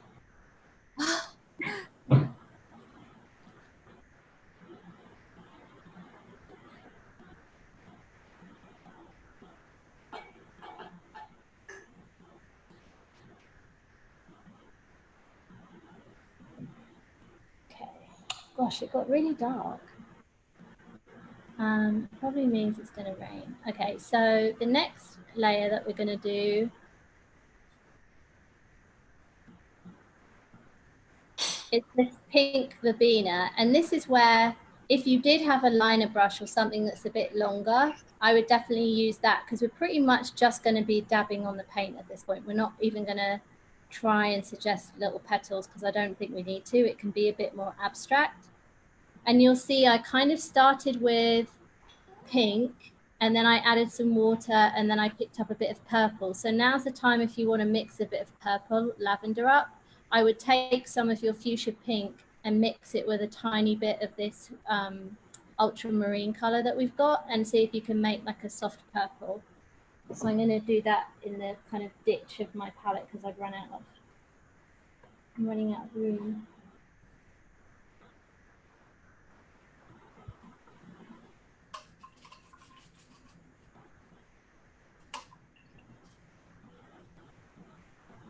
And again, you can do this on the fly, but I like the fact that we're going to be making these marks really quickly and kind of haphazardly. So it's nice to just be able to dip your brush back into these colors without having to stop.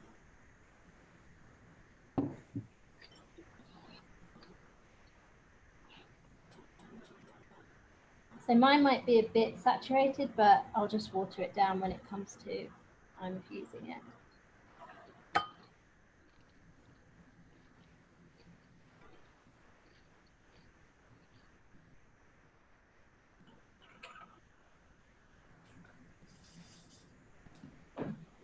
So I think when I did this morning, I kind of started in the middle and worked my way out. So I might do that again. I mean, you really can't go wrong with this because you're just kind of, the only defined area I would say is this one circular part, but for the most part, kind of just dabbing your brush. So I'll go back to the picture.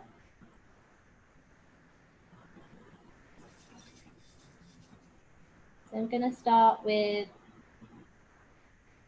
this little section here.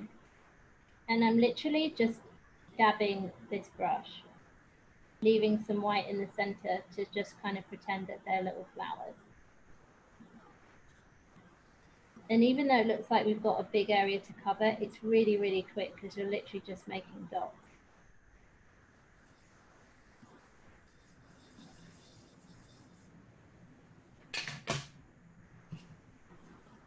And then I'm going to add a bit of water to my brush because I want a slightly softer tone, because underneath here, to me, that looks like it's a softer pink. And if you want to, you can make them in little circles to kind of suggest a flower, but really doesn't have to be that detailed.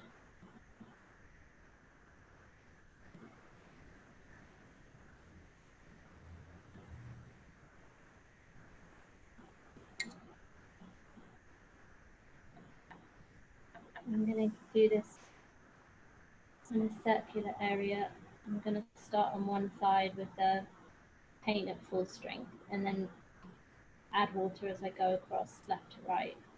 I'm right-handed, so it always works left to right, but it depends whatever is easiest for you. I just find that I'll end up putting my hand on top of the paper and dragging all of my work if I work the opposite way.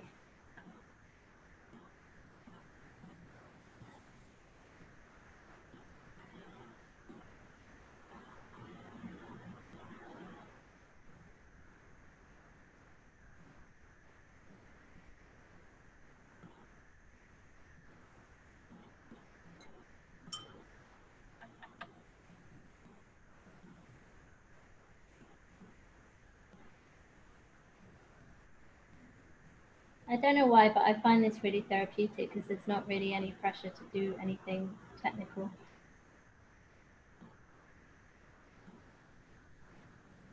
Now I'm going to pick up a bit of lavender because to me it looks like there's some lavender areas underneath this yellow flower.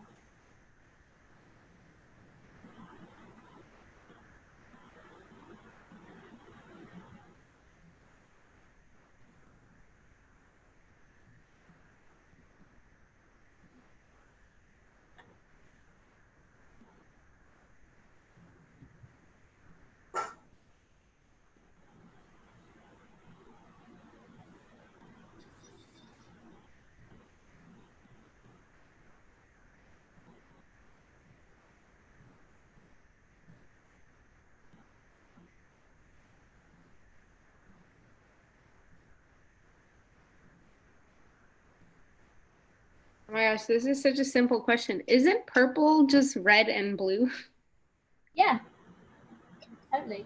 Mine is brown. Really?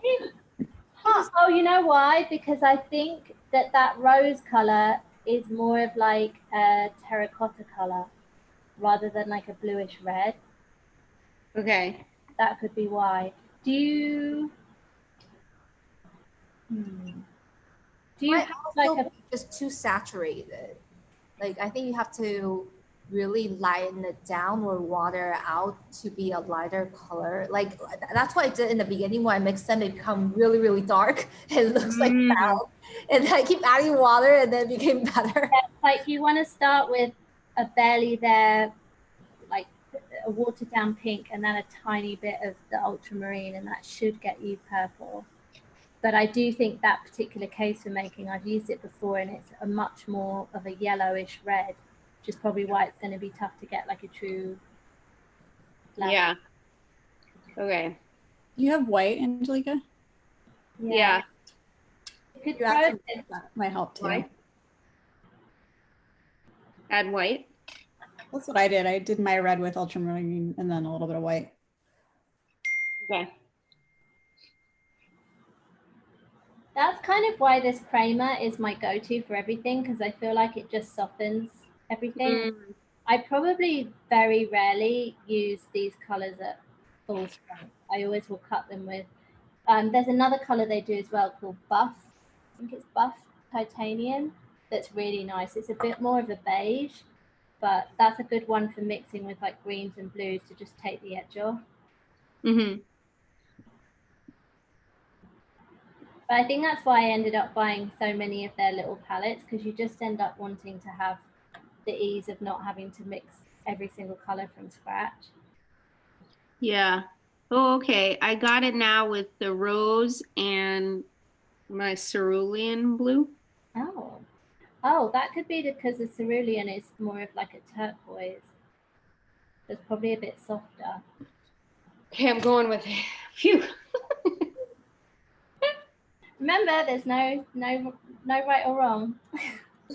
I know, but I was like, oh my God, color theory. I can't even remember how to mix colors. I actually had every intention when I got my first palette again of doing a color wheel, and I just can't. I don't know why, I just can't face it. Because I've seen some people grid out a huge piece of paper and they'll start with their palette and work their way across. And I'm sure it's a really therapeutic thing to do. I just have not gotten around to doing it. I know, that's on my list for this summer. Lisa Solomon, do you know? No, I think her account is A Field of Color. Huh. She has this beautiful book, and then she has on, it's called Creative Bug, a class. Oh, I think I've seen the Creative Bug. It's popped up on my feed. But she does the color wheel. Oh. She's great. I love her. I wonder, Just the way she uses like watercolor and. would you mind popping her in the chat at the end, Angelica? You're always such a good resource of people. Oh yeah, yeah. I'm always curious as to how people figure out like an exact way of doing the wheel with watercolor, because it is really hard to quantify. But I guess if you're literally just using primary colors, then it figures itself out. I mean, she shows like different ways to do it, so that's why I kind of like it, because it's not just kind of like one technique. Yeah. Because I do think that would be good as like a baseline if you can't afford to get all of the different paints and you don't really want to. Because like when I go life drawing, I'm not going to be carrying around a bunch of different palettes.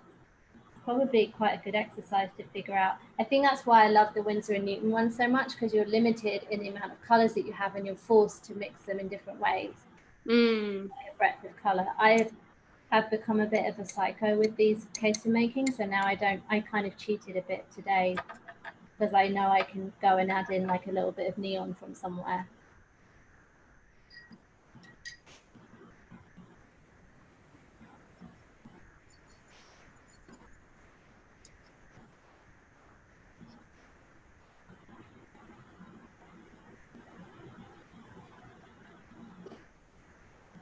So I think I'm in a pretty good spot. I just need to add in some of these ones on the left hand side.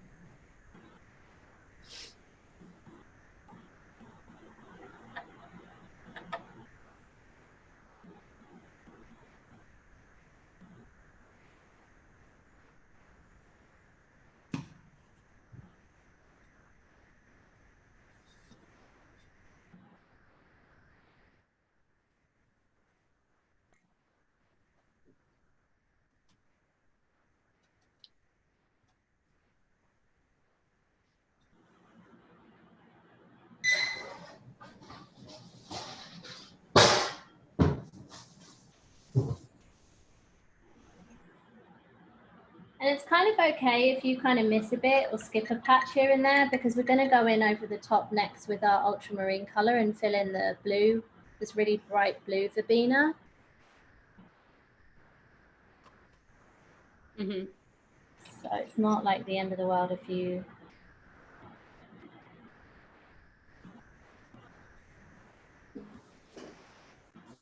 So that's what we're doing.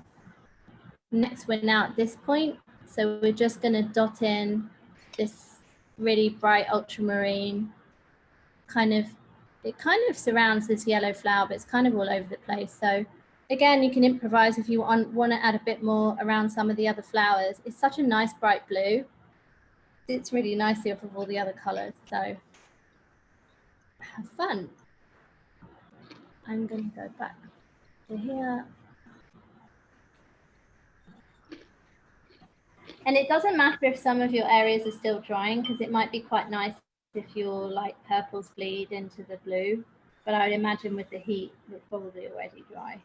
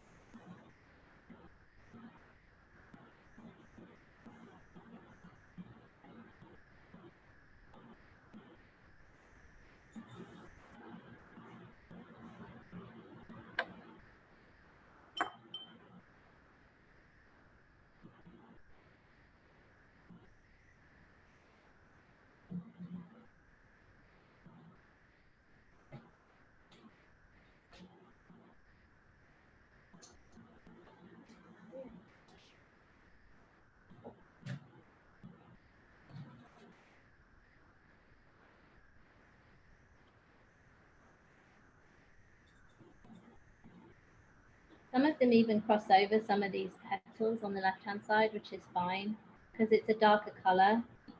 There's not much that can go wrong, because you're just layering it on top of what you've already got.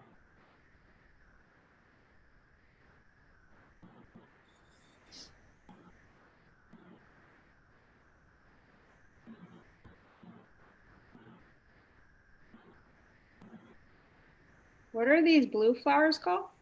There's verbena. Verbena. And I didn't realize it comes in so many different colors. When I looked it up today, there's a bunch of different colors that you can get.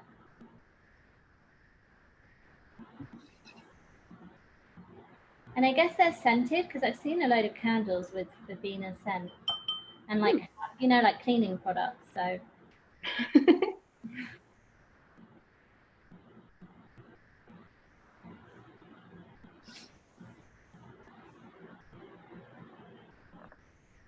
I finally bought some flowers this week from the deli, because they've started to come back in. And I got home and they were spray painted. They'd actually taken a living flower and covered it with car spray paint. It's very... Oh my God.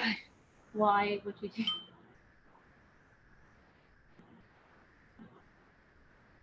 What color was it?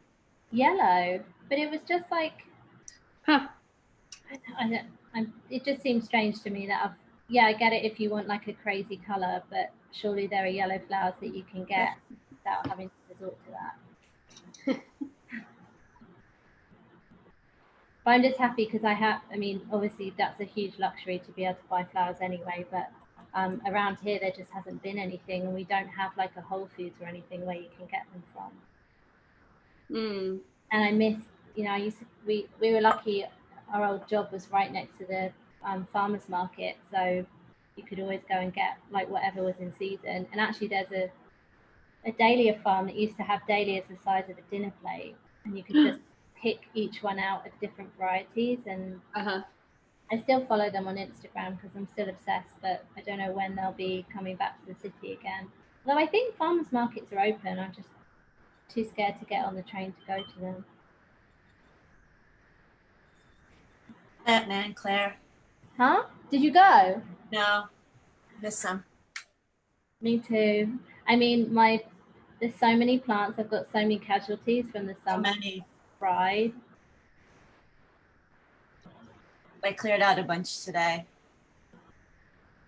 It upsets me when I have to take the terracotta pots away. It's a sign of failure. I have like about 100 pots, I think, over here on the right of me on my shelf that I can't believe I actually had that many plants at one time. Yeah. But isn't it weird? Like one day you look at it and it looks great, and the next day it's like all shriveled up and like a pile of brown. Yeah. We had a huge cacti that just basically disintegrated in front of me. It was really, really upsetting. I think it's just here it's either really humid or really hot and then nothing much in between, and they just can't handle it. Yeah. Like, much like people who live in New York.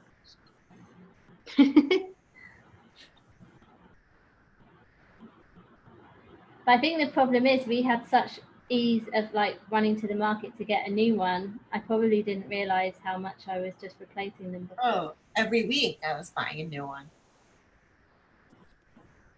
Well, the plant doctor Hilton, he always says you shouldn't have that many if you can't handle it. So I'm trying not to replace the ones that haven't done so well, and maybe I'll be a better caregiver if I have less care of. I'm just sticking to the ones I know that don't need to be in a desert. Yeah. I know succulents are lovely, but New York is not it. That this is not the place for them. They don't like it here. I have some that have lasted a while. I even have one I've had for more than 5 years. I don't know how it's growing, or staying alive. And then it depends where it came from. Yeah, most of my plants that were cheap and for the farmers market have survived. It's where I've gone to like really nice plant shops that they haven't. Yeah. I just bought a monstera at my bodega a couple weeks ago, and it's growing so fast. Every day it's bigger. Oh wow. Wow. Yeah, I can't. It's so healthy. It's shocking from, a little tiny market where I bought it from the farmer's market and it died in like 2 weeks. Yeah, that's the problem.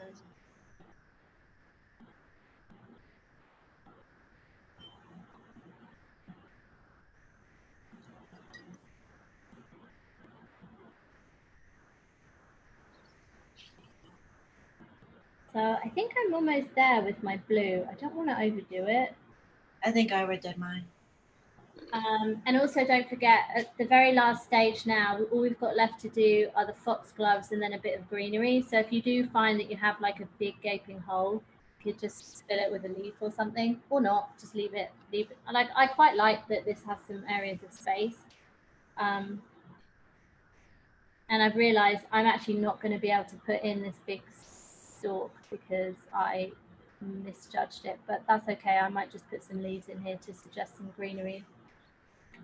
And actually, I probably see this is where you can improvise. I'll probably go in and put something in here once I've got the stalk in here, because there's a bit of a gap. So just play around with it. If you find some areas where you want to add some greenery, just kind of improvise. So the very last step is this one. Now on my sample project, I washed in this area with yellow, but I actually, because of the way I've done mine, I think I'm just going to leave them floating on a white ground. So kind of use your judgment. You can either do it or not do it, or you could fill out, like some of the examples I gave, you could fill in the whole background if you have enough pigment left over. But I kind of like the fact that mine's looking a bit more abstract and floating on the white. So I think I'm just going to leave it on a white ground for now. And that could be something I'm a big fan of, stopping and then looking at things the next day and deciding what you want to do, because then once you've done it, you can't undo it. Unfortunately, most of us who are used to using Photoshop are used to the undo button, and they can't really do that with watercolor. So just see how you go. So that's it. We're on the very last step. So we're going to add in these foxgloves here and here. And then wherever you see kind of a little suggestion of some greenery, you could pop that in. Like I'm barely going to be able to put in these foxgloves on the left-hand side because I didn't really leave too much space, but that's okay.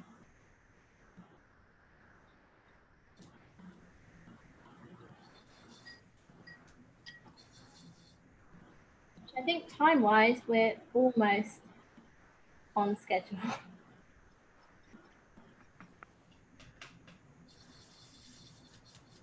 So I'm going to start with this curly friend that's here.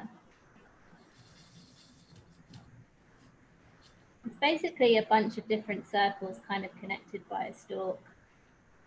And then I might go in and add a little bit of yellow to suggest like where a bud would be.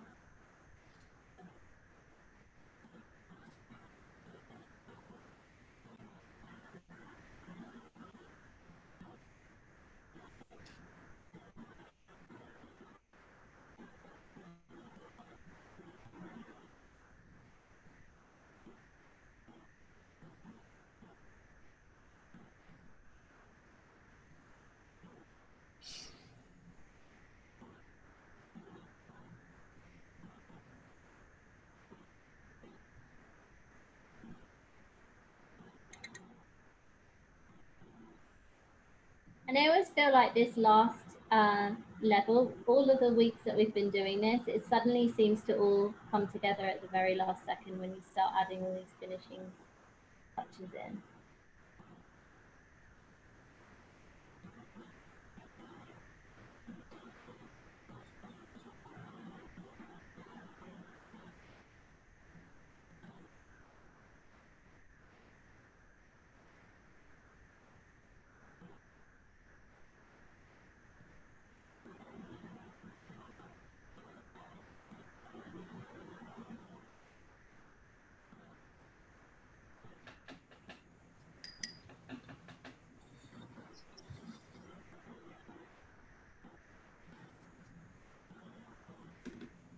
And there's some like random bud things on the left-hand side if you want to add those in.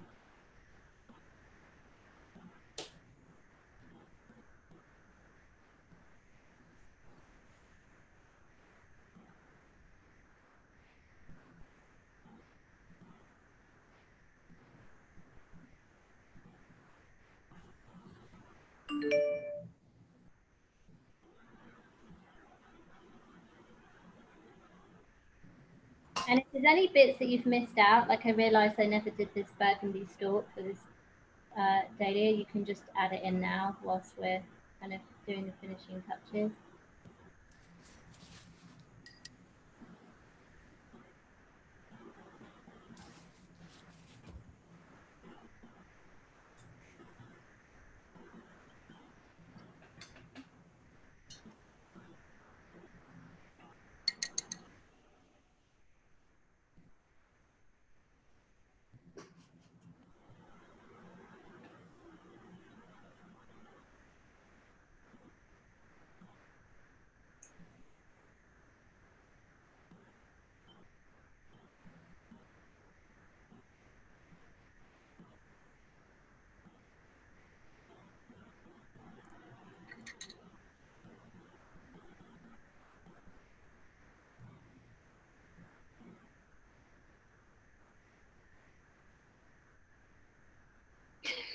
I don't know.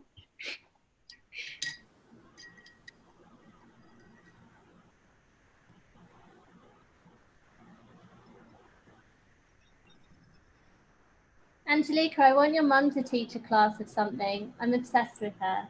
Yes, that'd be amazing. It was so sweet the way you were sat in formation. She was I know. She's like, okay, you sit here. And then I was like, okay, we will. Yeah, she's a great artist. She also teaches some Buddhism. Oh. Yeah, no. See, that's what we were saying yesterday about the art therapy class. You could have a combo of both. Mm-hmm.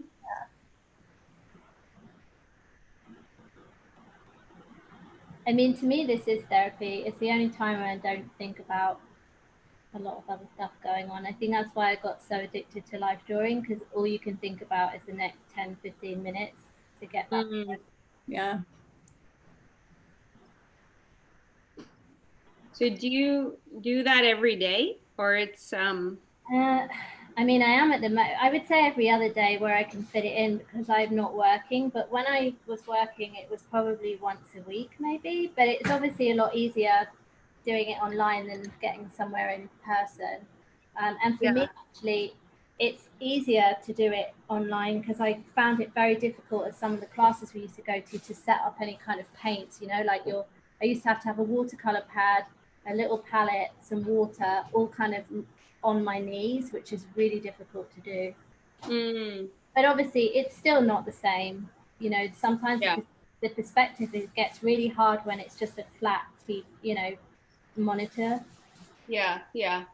So actually some of the ones I've been doing that are pre-recorded by some of the UK classes, they've actually been filming models outside, which makes it a lot easier, I think, because it's not just somebody in a box, you know? Yeah.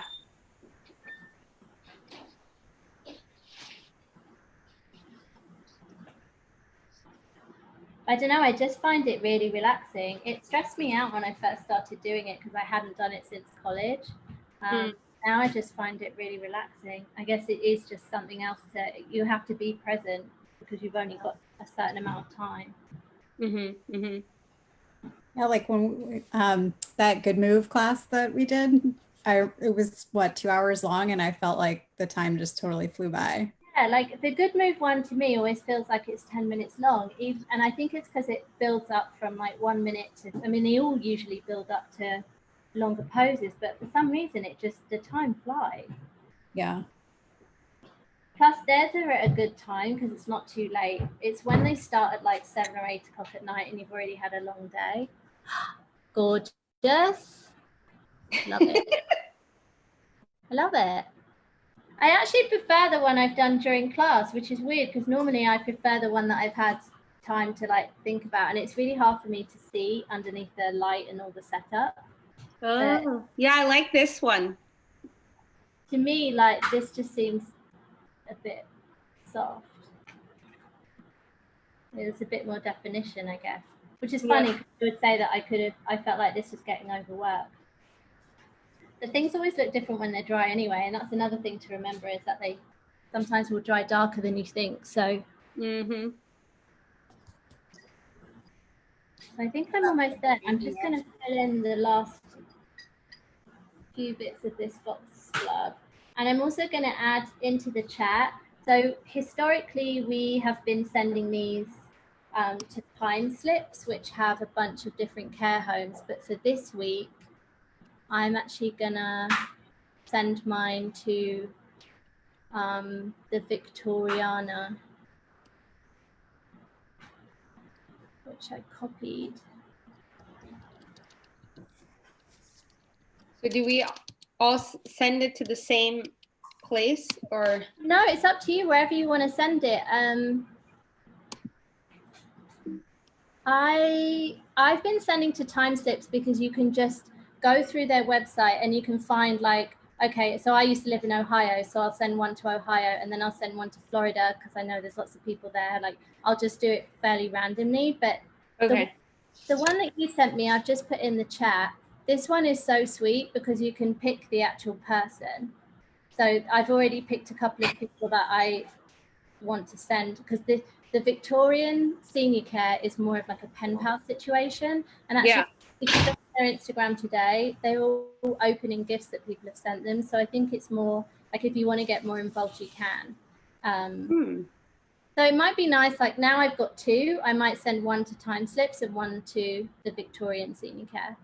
Time slips is all over the country and you don't get to pick the individual. You can only send it to the center that you see the address for. And I just write like a little thing on the back just saying, you know, hey, hope that this brightens your day, because I know a lot of us haven't been able to connect with nature or whatever it is, because sometimes you don't really know who it's going to go to. But that's why I liked this Victorian senior care. There's one lady and she's like, I like men and I like snacks. I would like to be your pen pal. So she's going to be getting a postcard this week. So you can... I guess for people who have problem deciding, like sometimes I have decision folk, then I guess I will send to time slip so I don't have to decide on that. You know, I think too, if preference. I think the Victorian senior care is more of a commitment, because if you're saying you're going to be someone's pen pal, then there's obviously going to be more of an exchange. But I think that's a really lovely thing to do, especially because, you know, we're all feeling quite disconnected from. Yes. You want to see mine, Claire? Yeah, everyone. Yeah, everyone. No pressure, but if you want to show what you've done, I love to see how everybody's at the end. Randy, So working on color. Okay, this one got a little muddy, and then I kept trying to dab it, and then it just soaked into the paper, and then when I went back over it, I couldn't recover it. So I might cut it off, or I'm sure whoever won't care. I love it. I love how abstract your flower shapes have become. Yeah, I really like this section right here. That's really pretty. Thank you. It doesn't look muddy to me. I think this is the best one I've made so far.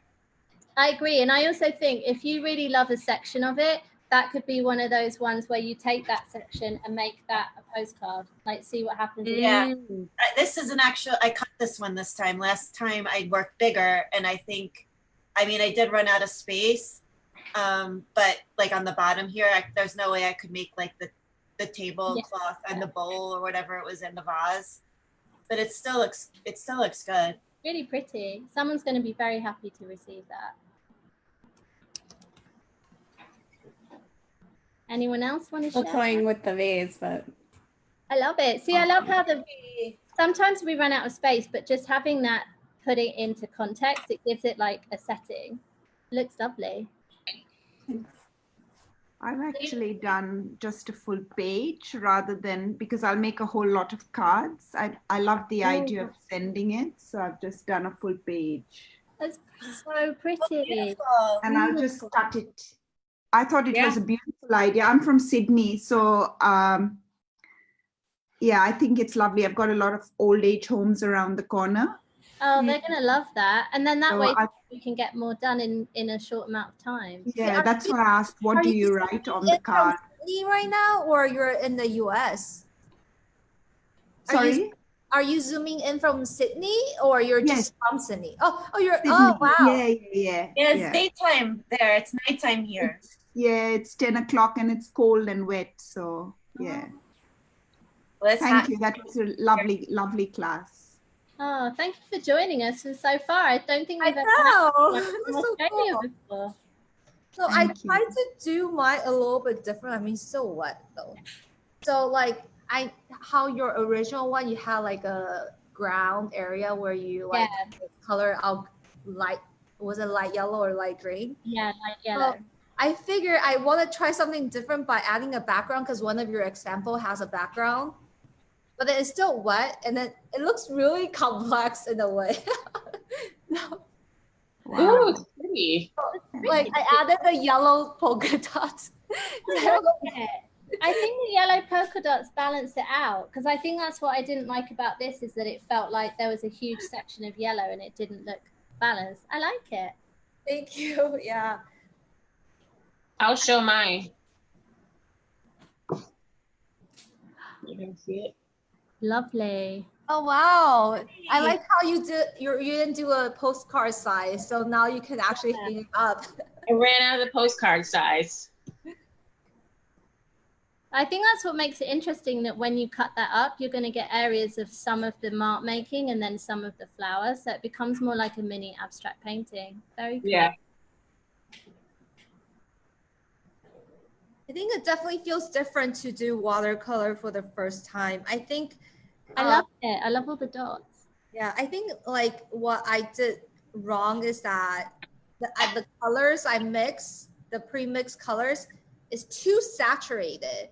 Yeah, so that's where the 50-50 thing comes in. And I kind of learned that through trial and error, is that it's better to start with them softer and then layer up if you want to make it more saturated. Like, I guess that's the difference between this and this, right? I mean, you can't really see it too much in the light, but I'm using the same set of paints. I just feel like this one I probably didn't layer up enough. So I think it's always safer to start with the softer and then build up. Yeah, I agree. Yeah.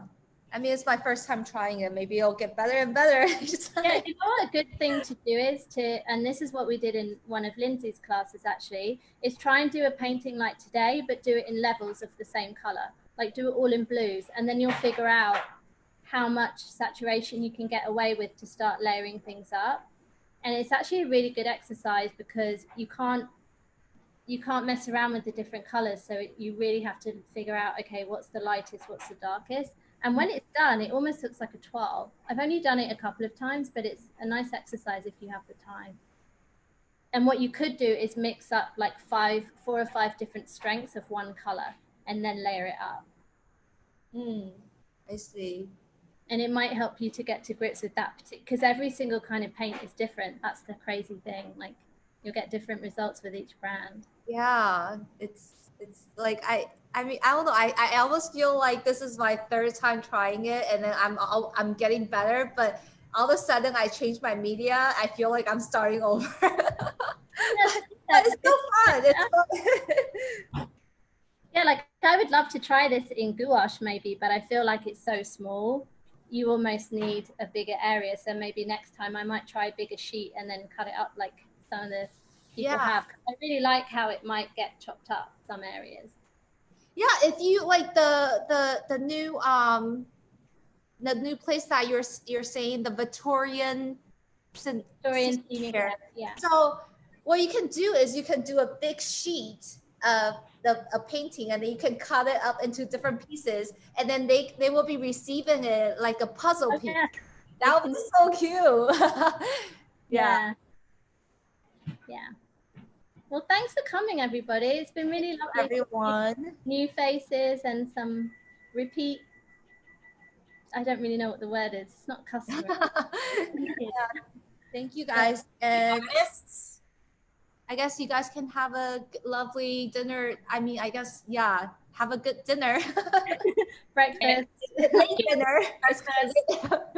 Yeah, thank you so much. That was wonderful. Thank you guys. Thank you. Thanks, Claire. Of course. Bye-bye. See you soon. Bye. Take care. Bye. Bye. Bye. Thanks for coming. Thank you.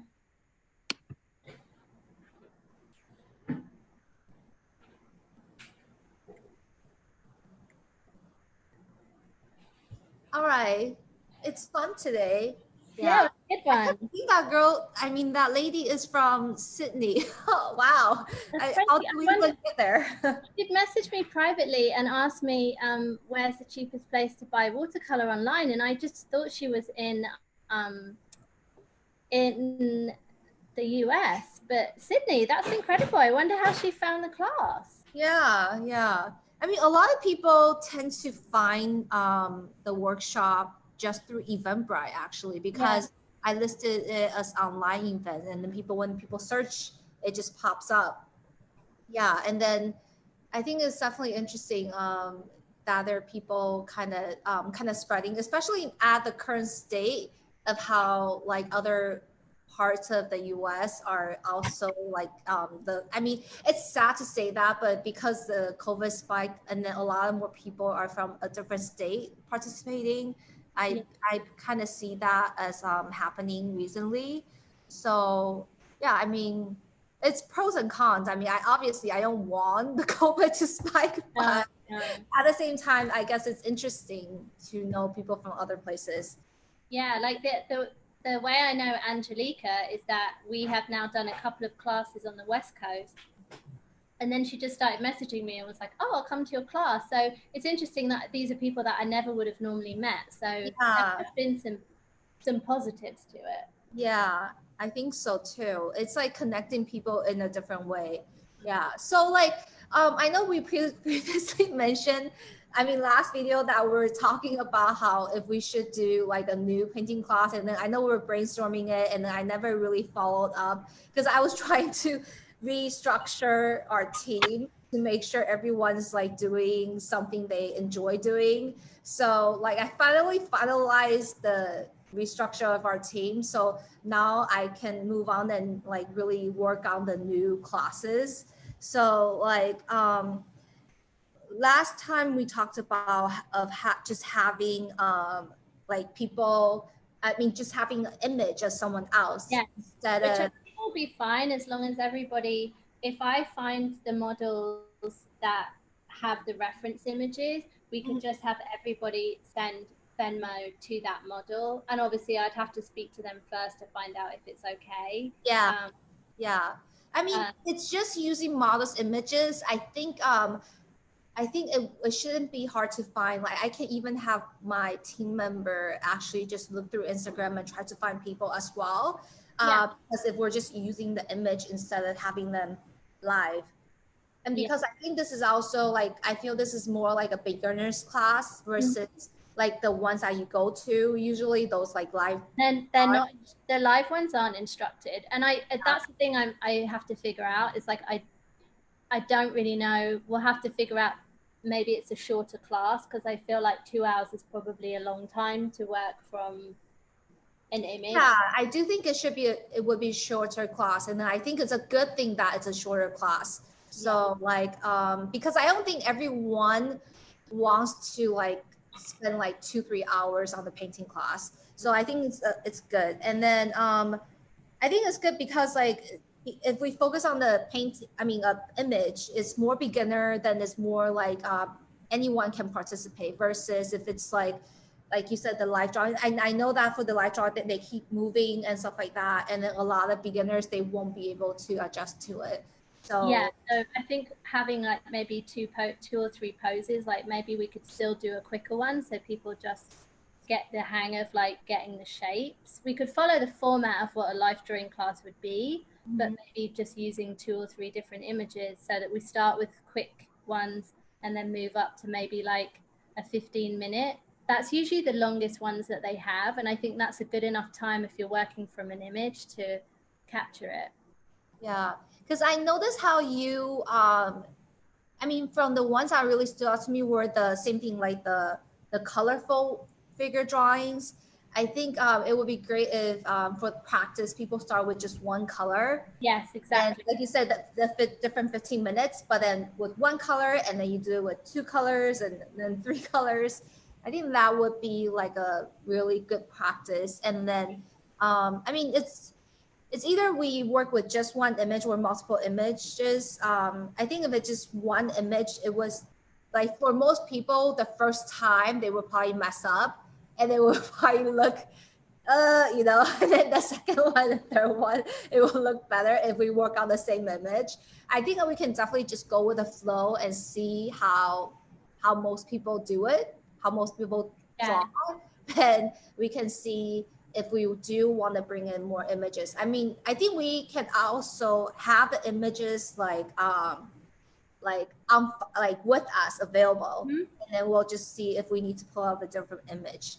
And then in this sense, I think if I have my one of my team members look for models that's willing to give out new photos for painting, I think in a way they will actually be happy if we tag them on social media with the painting, because it makes them look, you know, like, I don't know, I guess it's an advertisement for them anyways. Yeah. I just think it's important to ask for their permission, because I've seen artists being called out for like taking something off of someone's Instagram feed that wasn't, and I think some of them will actually say this is for reference, so they're letting you know like this, it's okay for you to use this. Yeah, definitely. Okay, so I'm really officially gonna start working on this. I know, like, and I'll start thinking about how I could maybe, like, if we had the image in advance, kind of like I do with the flowers, how we would break it down into different colors and follow it, like, because I don't want to make it too step by step, because I think with life drawing people just kind of can be quite loose with it, but yeah, I agree. Yeah. Okay, so I'm gonna start with I'm gonna have one of my team member start looking for models on Instagram and see if they want to give out images, and at the same time you can do the same as well. yeah, I'll look for people, and I think we should just make it clear that like no one's trying to sell anything. It's just for a class, and people would tag them at the end. Yeah, and then we would definitely also share the models Instagram so to help promote them. Yes, yeah.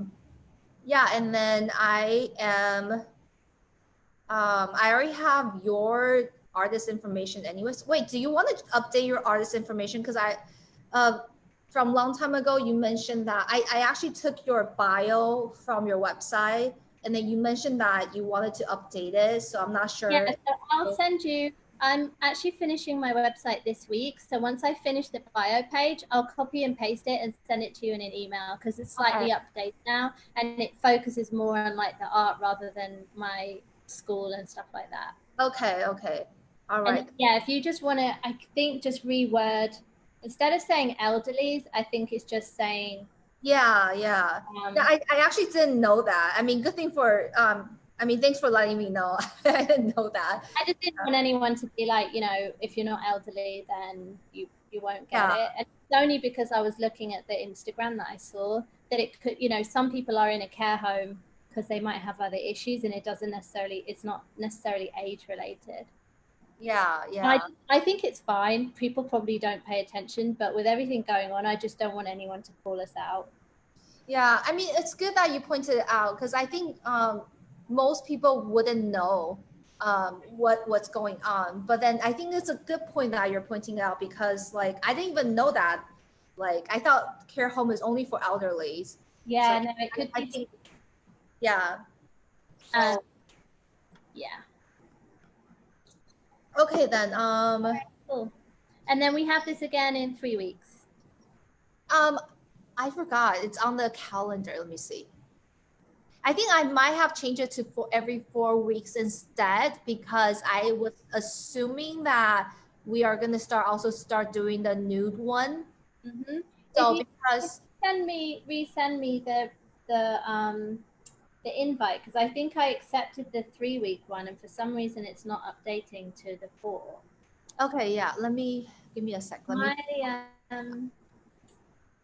My calendar shows the next one on the. It's August 10th is the next. The 3rd. Yeah, so my calendar is showing the 3rd. Oh, okay, yeah, okay. Let me resend you that one.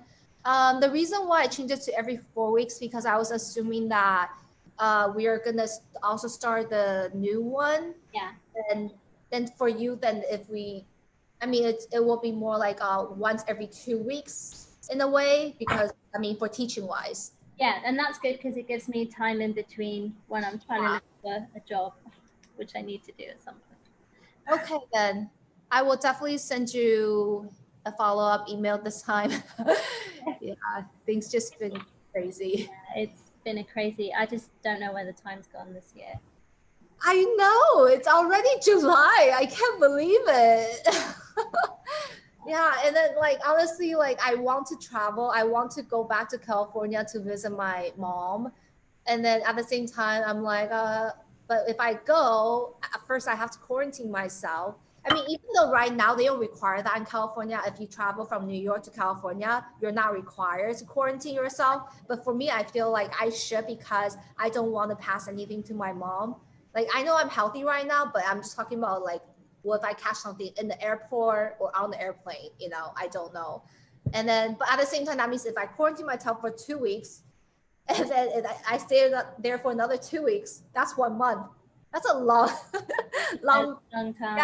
Yeah. So that's why I've been I really want to go, but I need to figure that part out because if I go, it's going to be more than a month. Right. And if you can work remotely, great. But still, that's a long time to be away. I'm okay because I work remotely anyways, but it's just my plans. my house plant. I don't want it to die by the time I get back. I think they have people now that will come in and water them, but I don't know how much money they charge. Yeah, I mean, I know there are some companies that does that, but they charge a lot of money. I kind of wish they have something like TaskRabbit, where it's more affordable price. Yeah, for everyday people. Yeah, that would scare me. We went away last year for a week, and when we came back, half of the plants were like fried. Yeah. All right then.